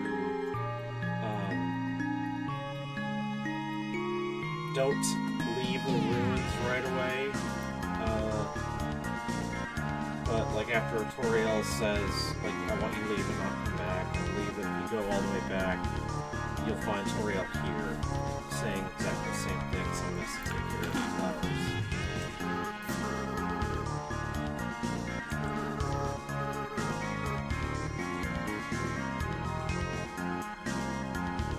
So there came a playthrough when it was Chara in my place here.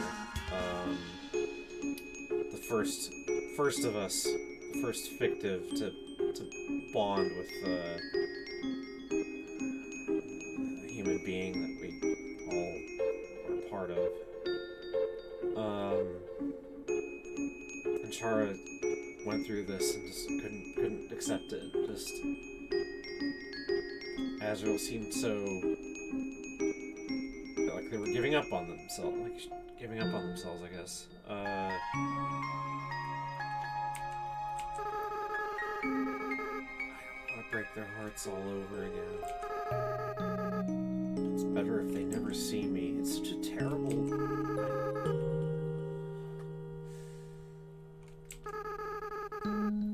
Yeah!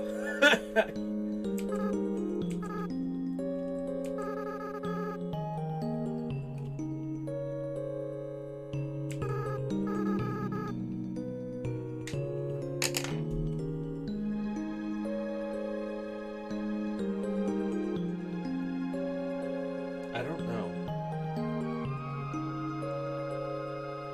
I don't remember.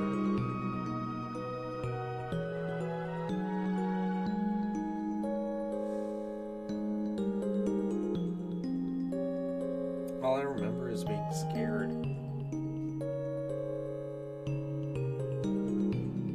Being scared and then doing horrible things. That's what I remember. I just want to move past all that.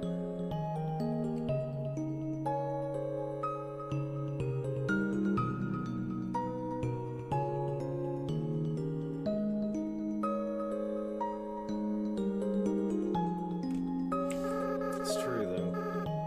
No one thinks that they have some business with this mountain. If they're happy people.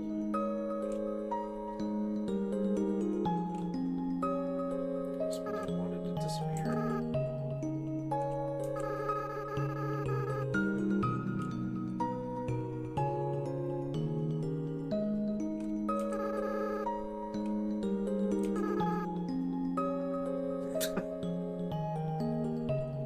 Fate.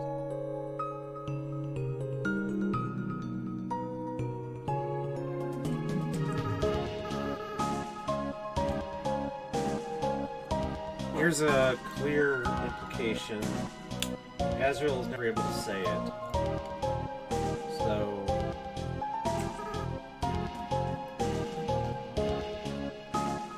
Azrael trails off and says, well, only you know the answer. But... Frisky Chara. Chara climbed the mountain, and it's definitely, the implication is definitely for it was for something very much like the reason that Azrael is not able to tell. It's because Chara wanted her to die, or at least didn't care if they lived anymore. There's gradations, you know.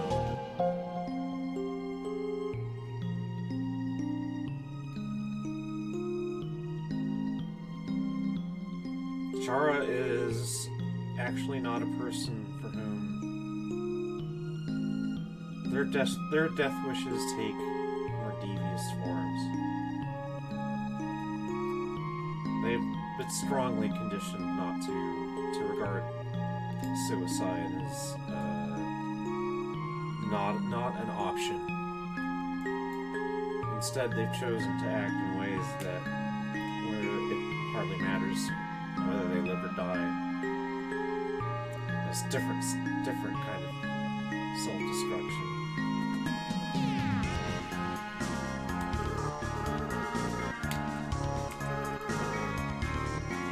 Right? Yeah, Chara hate humanity. Why they did, we haven't talked about it.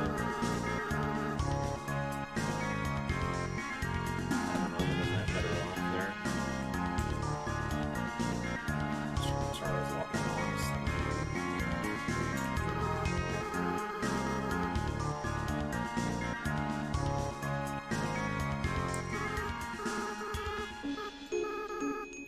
Meh.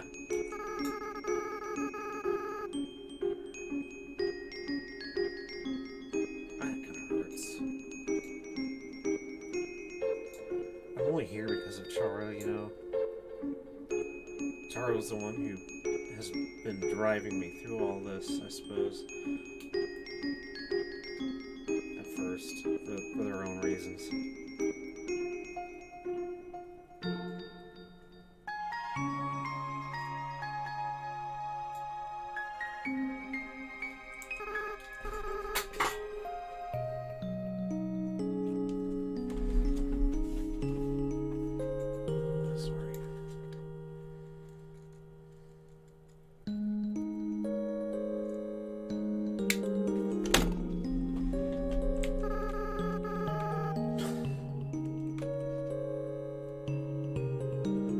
Neither am I.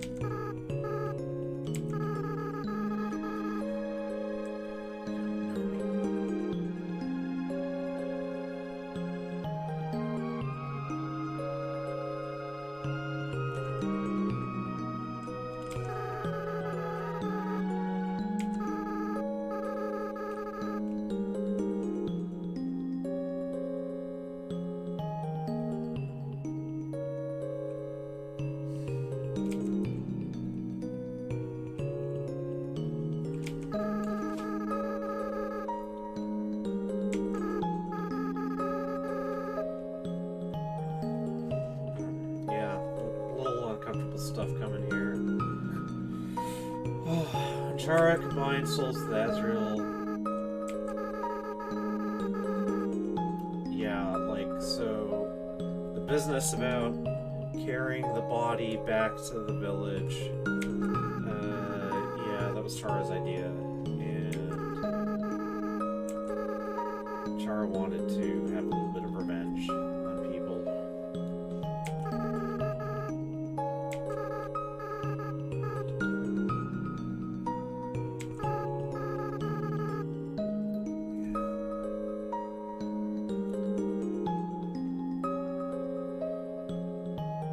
Chara has told me this much, that when it came down to it, when it came to either kill and live, or not kill and be killed in return, that they told Azrael more or less we would slaughter every single person in front of us if it meant that we could go on living with you.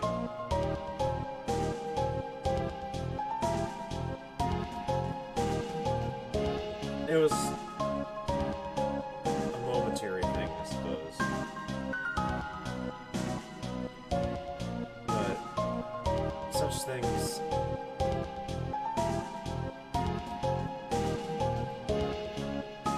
they are from the heart.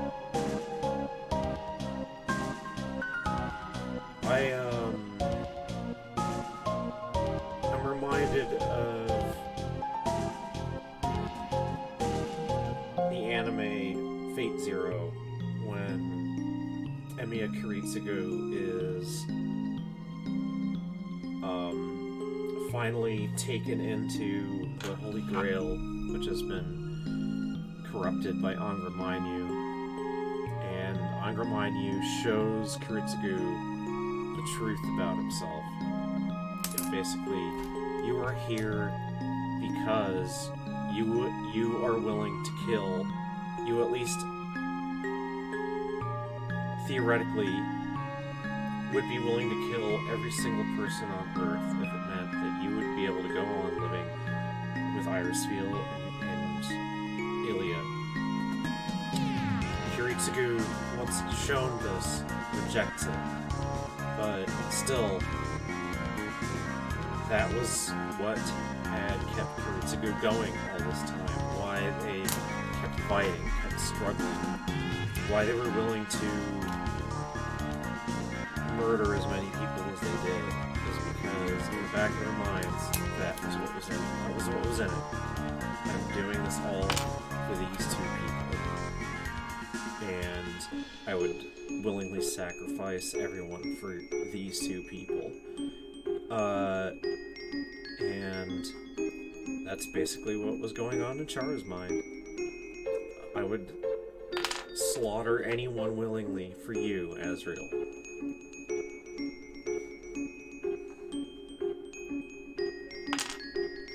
And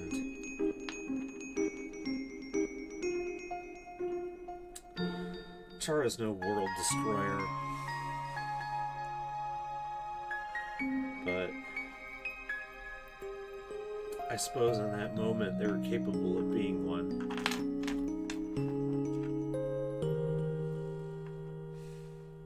You never know how low you can sink until you're actually brought to the point where you have the power of doing it. I suppose I learned that lesson in my own way.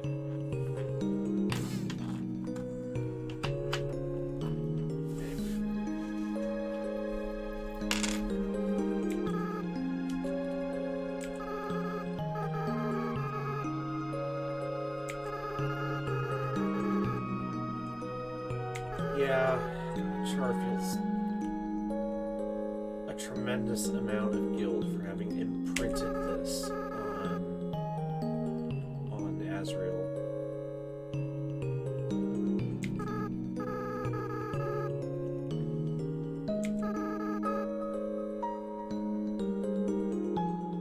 And you know what? I think Azrael did.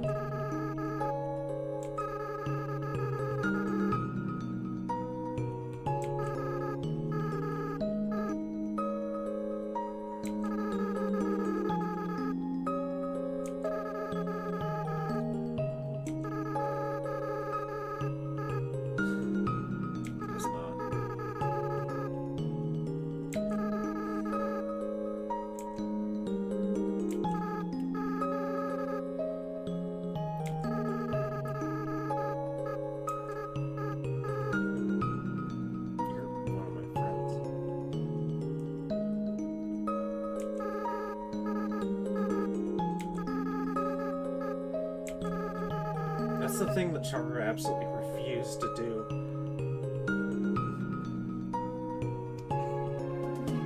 Wasn't able, in the end, to say, oh no, there's this cute, fluffy Azrael, and there's Flowey, something completely different. It never made sense to him, ever.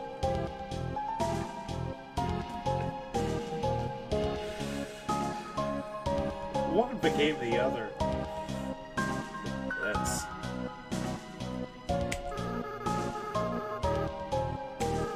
just let it go.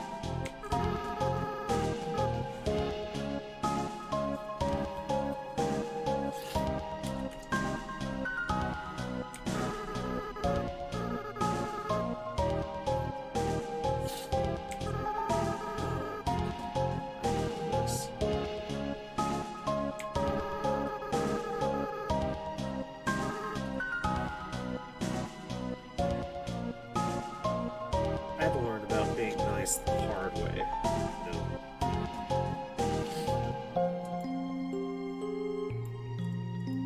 I suppose that's another lesson to this.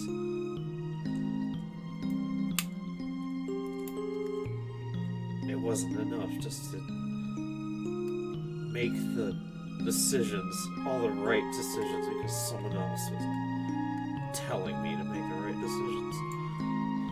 The way that Chara was telling me to make the right decisions.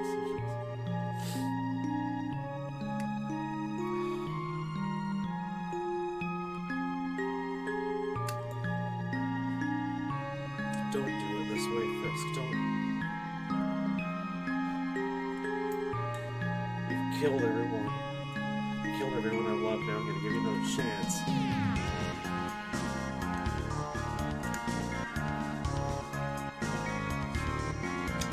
what I say. It'll be fine. I suppose Iris is really happy with that hand.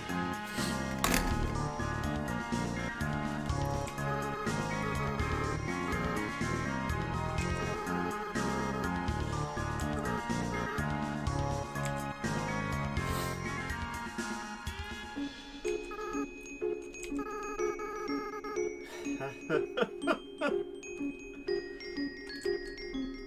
think that's our last dialogue. Yeah. Bye, Azrael.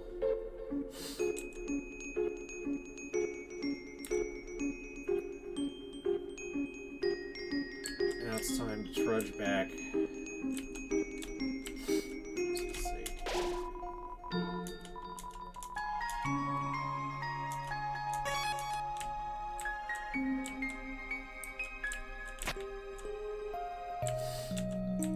It's going to take a little bit of time, although not as long as getting here in the first place.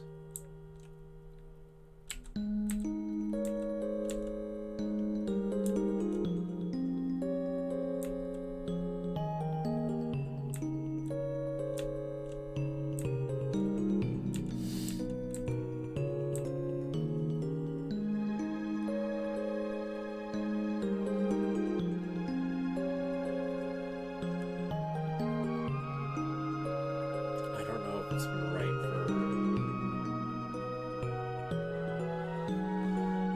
for Chard, who have invested so much energy in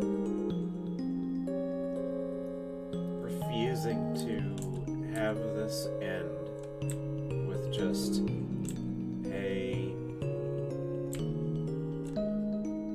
Chard's just dead and vanished. Azrael is just unhappily living as a flower somewhere because you saw that. Does Azrael actually seem like... Oops. Does Azrael actually seem like they're happy with, just... I'm going to turn back to a flower, everyone's gonna hate me again. Just gonna be terrible. I don't even necessarily think that's true. Like, Flowey may not have feelings, but a lot of other human beings don't. I don't suppose I could actually buy something. No, I suppose I could. But,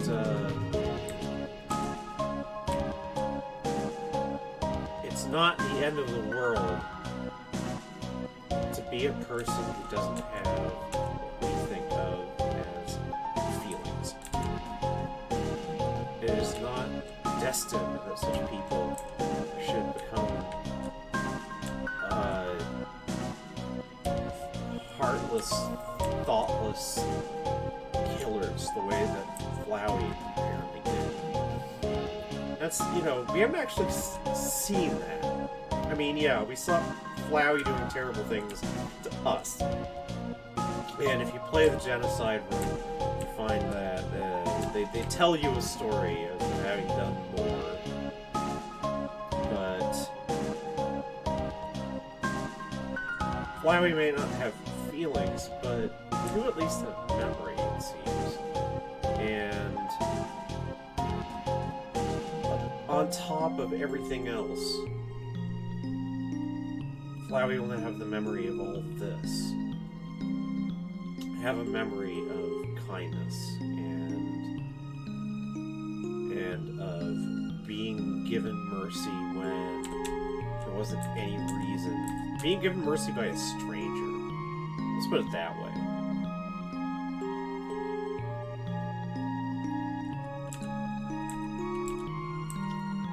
And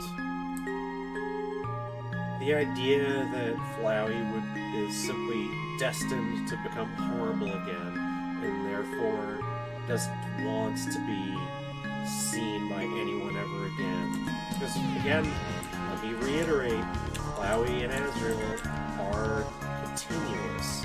They are not... It is wrong to think of them as somehow one turning from, like, one sort of person turning into a completely different sort of person. That isn't how people work. I don't think it's how monsters work either.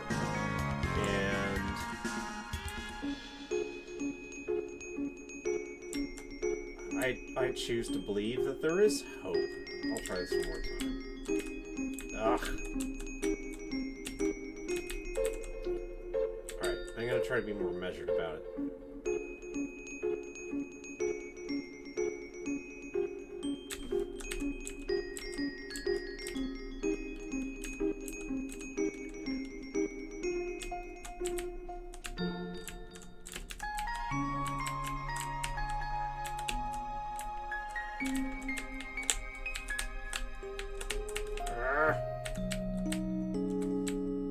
This is hopeless.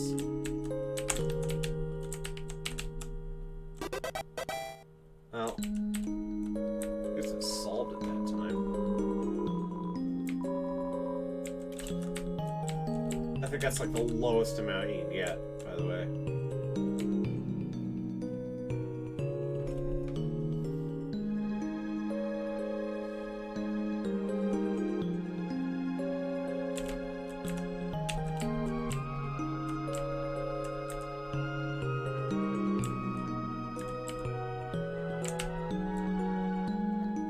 Anyway, I really do think I could see reasons for Chara simply not giving up.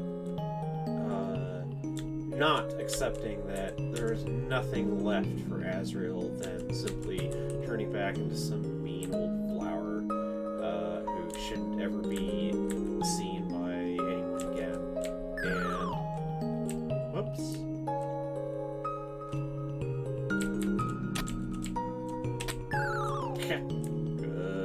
Good.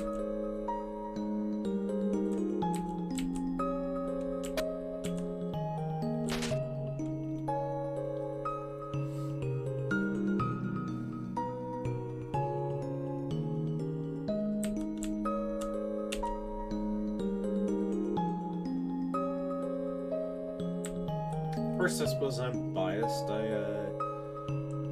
I feel that I owe my life to Chara. I'm not gonna lie about that.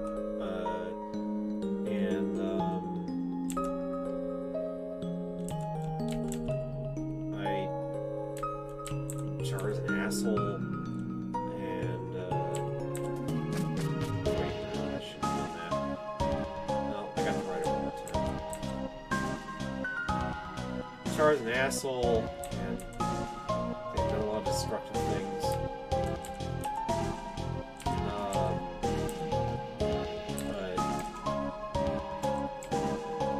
They're capable of more love than I ever thought was possible. I'll tell you that much.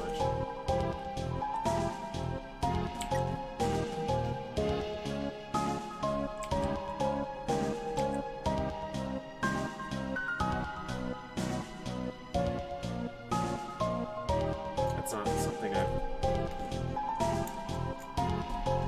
I suppose I myself am a person who doesn't have as strong emotional capacity as others.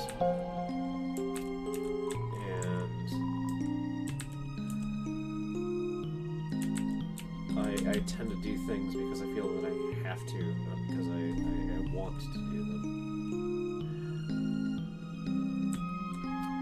And so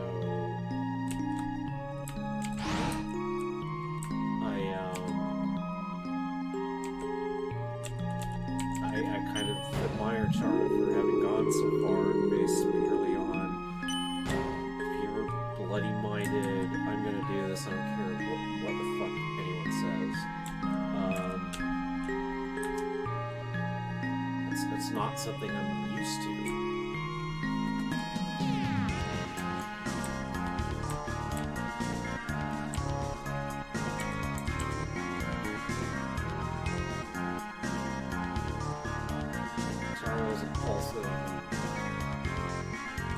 does things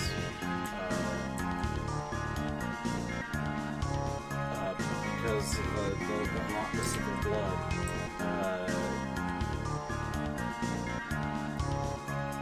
And personal fierce loyalties.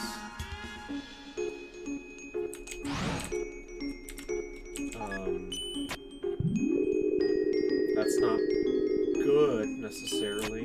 It certainly got Chara into a lot of trouble, even in their just fairly limited time up here as a soul bonded person, much less what they got up to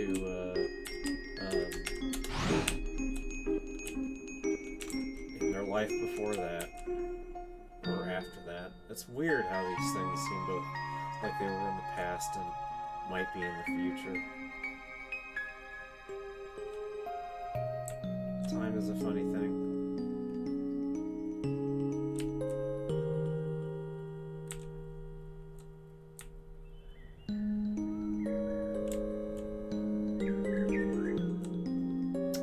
Well, here we are again. I think all this is going to be dialogue that we've seen.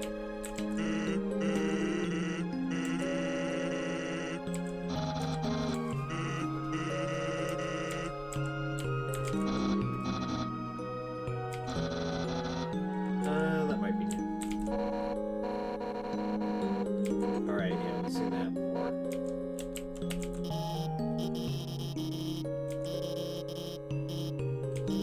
That too.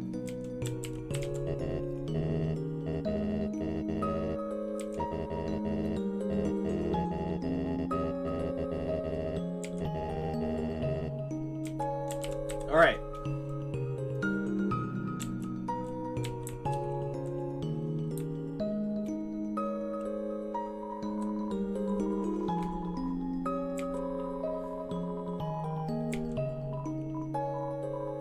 I'm ready.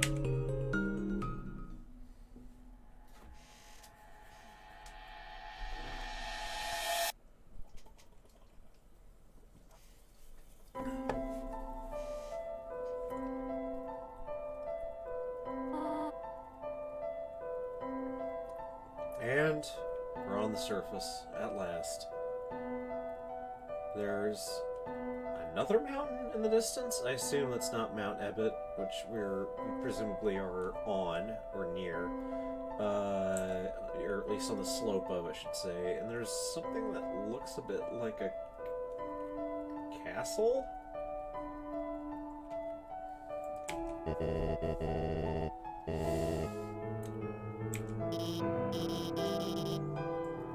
I don't know, the sun kind of sucks sometimes. I mean, good thing they came out around twilight, huh? Instead of like, 80-degree weather or something. I'm really showing myself there, thinking 80 degrees is too hot.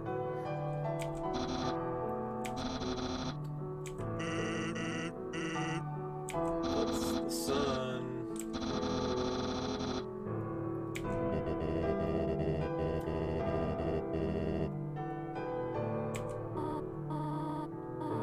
Yeah, it's pretty nice.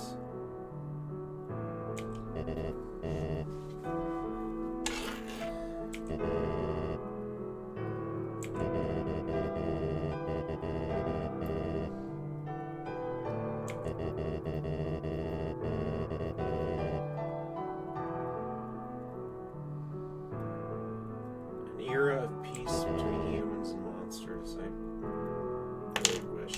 I really do. Alright. Whew.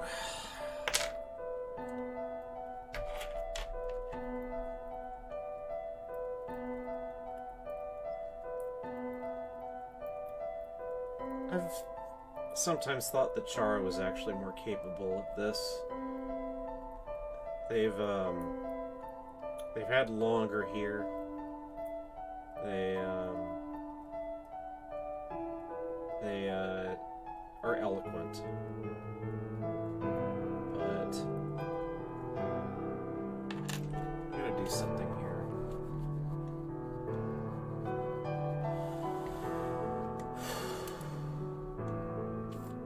Okay, let's go here.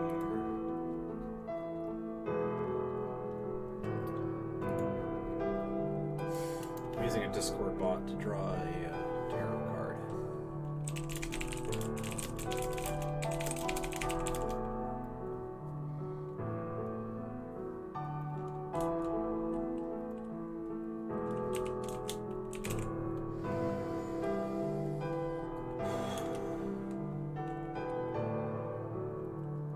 What should I do?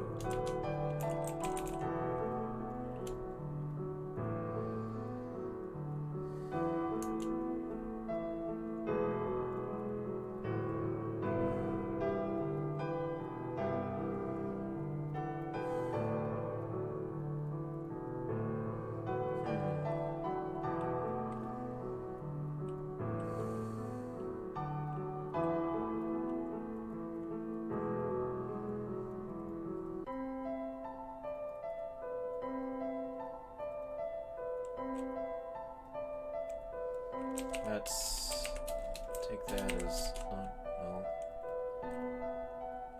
Let's see what this one says.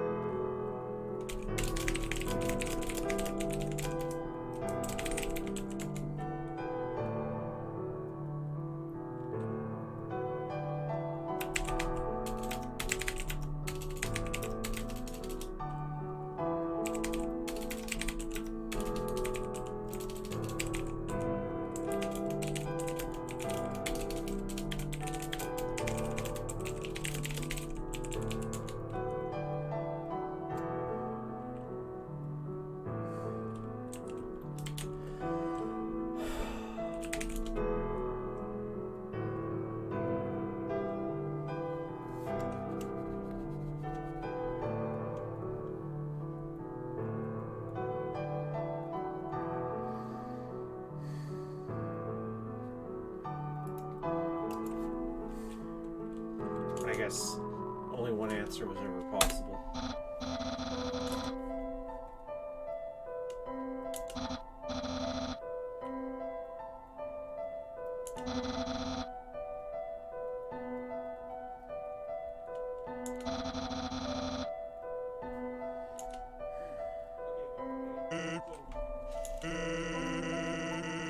The papyrus, I think, is perfectly suited to be a good mascot.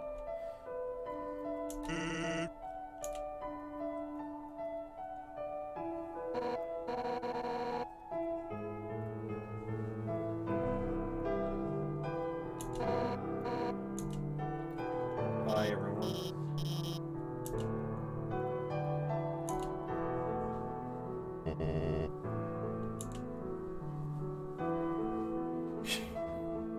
Standing well apart from each other. Yeah, what you should do is go.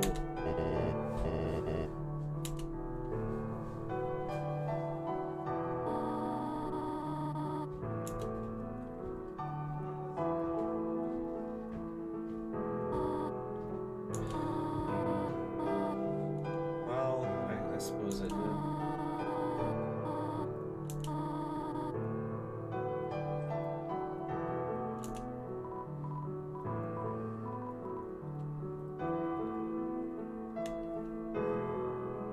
There's only one decision to make here, too. There always was never going to be this one.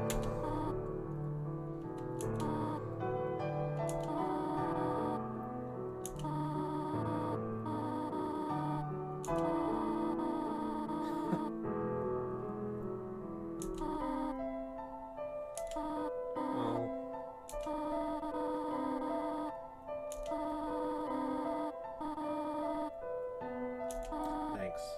Thanks, Golem.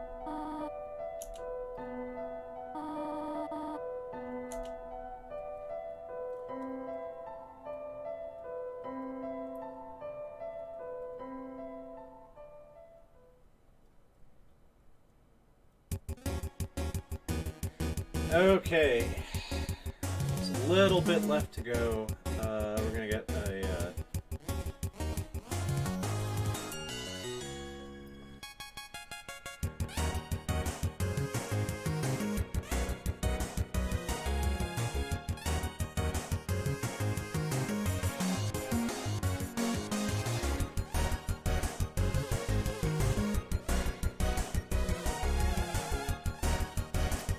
all these nice little bits of flavor.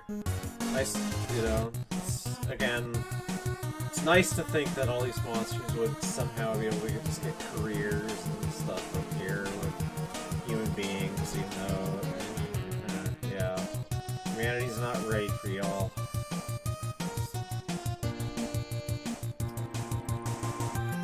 Iris finally gets to drive a car.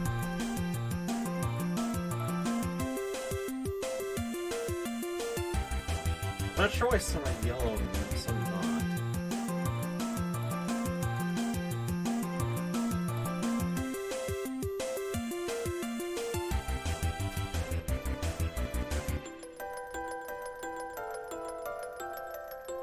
What has to do with how you interacted with them?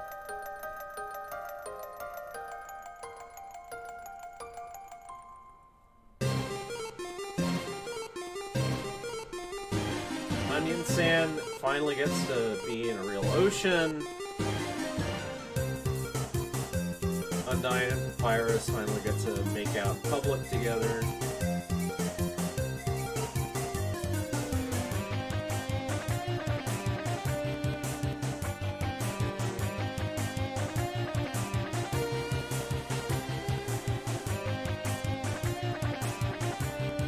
Aaron's still spooked by ghosts.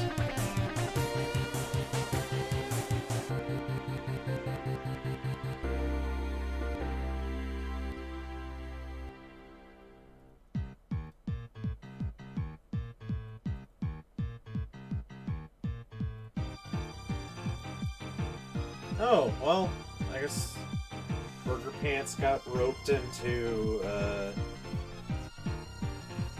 Metatons and Shirens and Napsbook's little act there.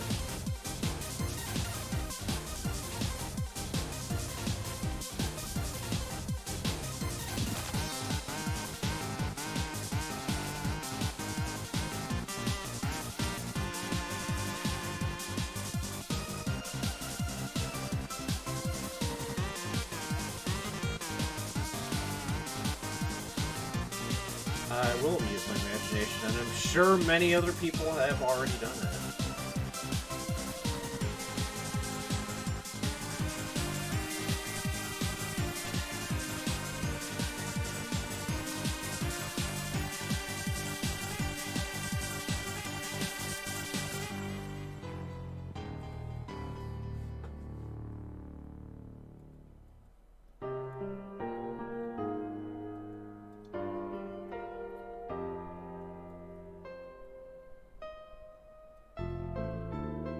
So, Asgore is a gardener, Toriel runs a school, and I suppose is forced to hire Asgore for reasons.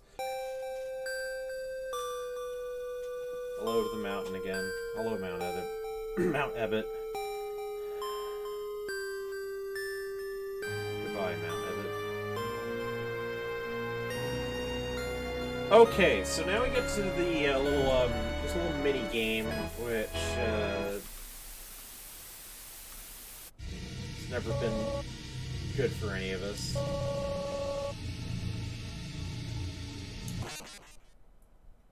I mean, I don't think it's ever gonna end for us.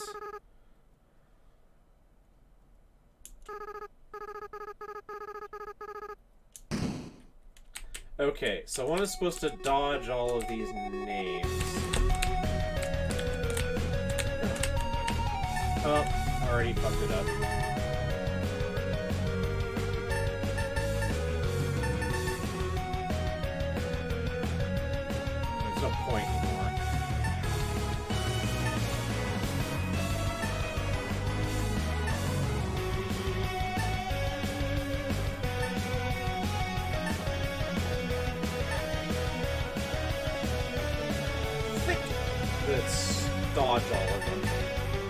hit all of them, but I think it's dodge all of them.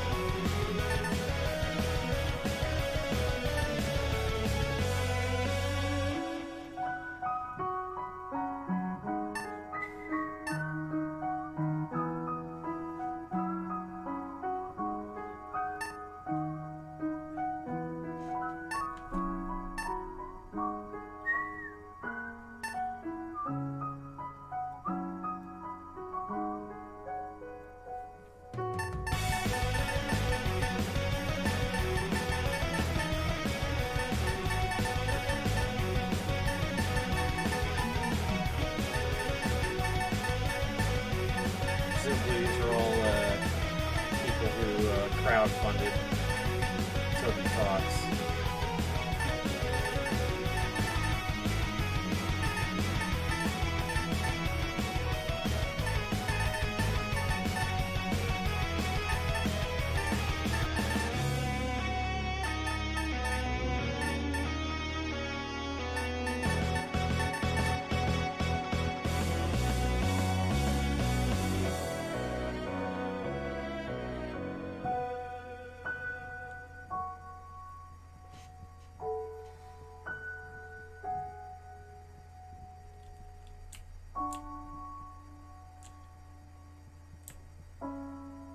Well, I suppose that's true.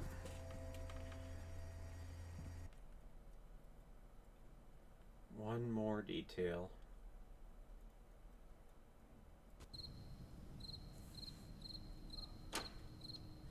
Yep, I'm living with Goat Mom now.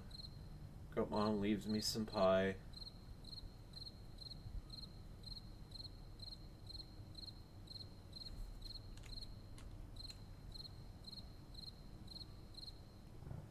I think Goat Mom would provide me a nightstand.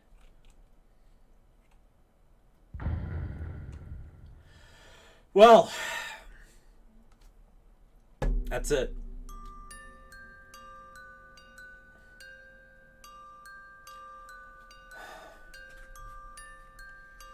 That was something that was necessary for us all. Necessary for me, especially.